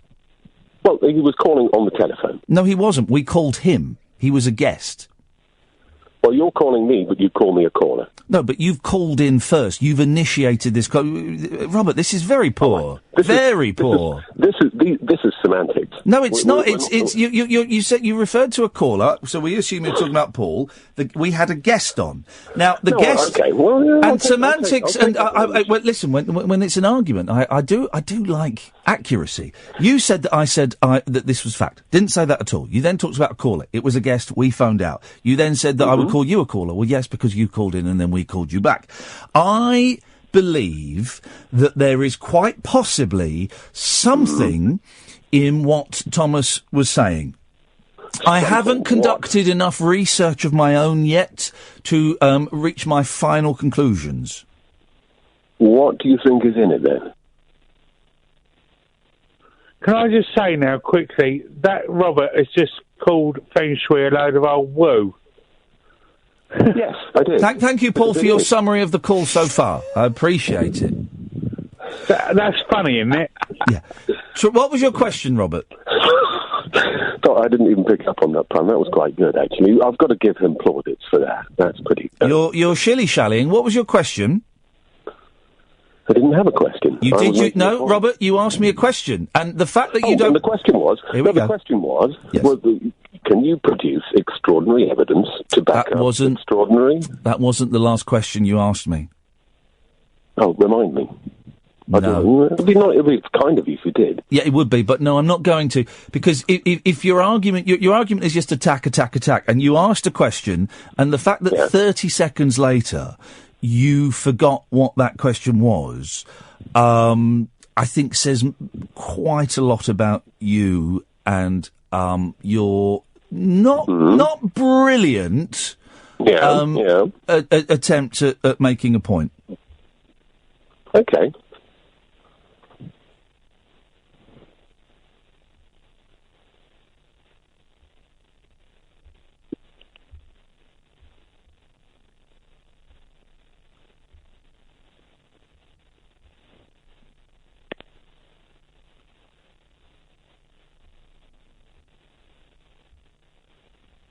So do you want to try again, or do you want to leave it at that? Well, I can't remember the last question I asked. So, let's leave it at that then, Robert. I think is 4 out of 10 for effort. Nice try. 0344 499 1000. Late Nights with Iain Lee on Talk Radio. Late Night, Iain Lee on Talk Radio. We have ways of making you talk. 0344 499 1000. If I could have an out time, please, Edward, that would be absolutely delightful. I think our last caller needs to go to this place here. This sounds awesome. An anger room. Have you heard about these? No. An anger room. Is there a passive-aggressive closet I could go in? Well, you get to go in there and you get smashed stuff up. Ever since coming to power, Donald Trump has stoked America's anger. By the way, Trump is now threatening to do a preemptive strike on North Korea if they test a nuclear missile. That's that sorted then. Fun times. But you won't hear Donna Alexander complaining. In fact, you probably won't hear anything at all, given the noise emanating from her Dallas warehouse, that ever since Trump was elected, the former restaurant marketing manager has seen a surge in her business. Donna, 31, is the owner of the Anger Room. Wow. Where America's despair, pent-up emotion, exasperation and rage towards Trump are all being tackled with the help of a baseball bat. She charges $25 for 5 minutes of smashing up TVs, sofas, desks, computers, potted plants, old videos, printers, pictures, and any other price asked for. Any other item asked for. Prices rise to about $500 for custom room setups. So basically, you go in there, you get a selection of weapons, like cricket bats and table legs and baseball bats and all these kind of things, and you just go and smash things up. Love that. I don't get that angry that often. I just have a general bubbling rage. I wouldn't get it simmering. I wouldn't be angry, but it'd be nice to put a baseball bat through a TV. I remember once when I got locked out and there was no way in, so I had to smash the window at the back to open the back door. This was years and years ago when I was in the flat. And I had a crowbar, right, and it was a single glass. It wasn't double glazed or anything, single glazed. And I remember it was late at night, and I stood on the back and I shouted very loudly, "Just to say I live here, and I've locked myself out, I'm going to smash a window, but I do live here," right? It took me about 5 attempts, partly because it's quite hard to smash a glass window. It's harder than you think. But also, I kind of kept pulling back a bit as I was doing it. You flinch because you're in anticipation of the glass coming flying out. Well, also, I think it's been ingrained in me not to break windows. And it took 5 or 6 goes to kind of smash all the way, which is why I also think if I ever was in the situation of punching someone, I don't think I could punch someone with, apart from when we punched that listener, and maybe one day we'll get to play that audio out, guys, who knows. But I just think that at the last minute, as I punch someone, I just pull the punch back. just think, because I'm a nice guy. Depends on the face, though, doesn't it? Well, Catherine, don't tempt me. This woman says, I know the president has spoken about wanting to make American business succeed, but he helped mine long before his inauguration. There is no fake news or anyone with a fake fuse here. Good line, I like that. The anger is real. People leave here feeling a whole lot better, having whacked the hell out of something. It's like therapy to them. It was easy to see how the exhilaration of smashing an old TV to smithereens or bashing a table has helped calm down angry Americans. Yeah, I could join. We should send those details on to Robert, the last caller, and he can go and have a little Barney there. We're coming to the end of the show. There are 2 minutes left. We haven't recorded a trail for tomorrow. Quick, do one. We've got 2 minutes. What can we do? Oh, hang on a second. Yes, caller, you're on the air. It's Paul again. Right, well, what do you want? You've been on twice. Okay, right. I just wanted to say... Okay. So what... Okay, so we start the trail now. Yes, but what are we going to do in the trail? There'll be a lot of that tonight at 10. What? Iain Lee. Me cutting people off? Yeah. You think that that's going to get people listening? Yeah. Fair play. That's the trail. Beautiful. There we go. We only cut idiots and numpties off, and triple bubble is too much. I We've spoilt him. I think we have. Triple bubble is way too much. Double bubble, I've lifted that rule a little bit. Double bubble, of course, is 2 calls per show. Triple, I think, is I don't know. I tell you what, tonight, why don't we play out the interview with Gaunt McDermott? Okay. From the guy that wrote the music for Hair. Let's do that. That's what we'll do this evening, because it's a charming interview. He was very forgetful, and he's very, very old, and he sounds very, very old. But his son is there. He's got to be in his 60s. His son is there, and he kind of helps out. And it was, I think it's charming. I think it's a charming little interview. And as you know, I'm obsessed, absolutely obsessed with the musical Hair. I love it. Oh, I'm expecting some CDs that I ordered ages ago. I wonder where they've gone. I'll have to. I'll check my Amazon while. I ordered the soundtrack to Dude, and that's not turned up yet. The ill-fated sequel to Hair. I'll have a look at my orders in a minute. I can wait 40 seconds. Don't forget, dear listener, you can get podcasts of this show by going to iTunes or your usual podcast provider. You can also download the Rabbit Hole, which is a show that Catherine and I do separately. Together. Well, we do it together, but separately from Talk Radio, but they are good enough to let us mention it right at the very end of the show when hardly anybody's listening. You can follow me on Twitter, @Iain Lee. Who are you on Twitter? Flipping Kath. Is it flipping with a G? Nope. Okay. And you can send me emails, ian@iainlee.com. Thank you, Ed. Thank you, Catherine. Thank you, Periscopers. Thank you to nearly all of the callers. Until tonight at 10, ta-ta. Talk Radio. Join the Talk Nation. Dial up and talk radio.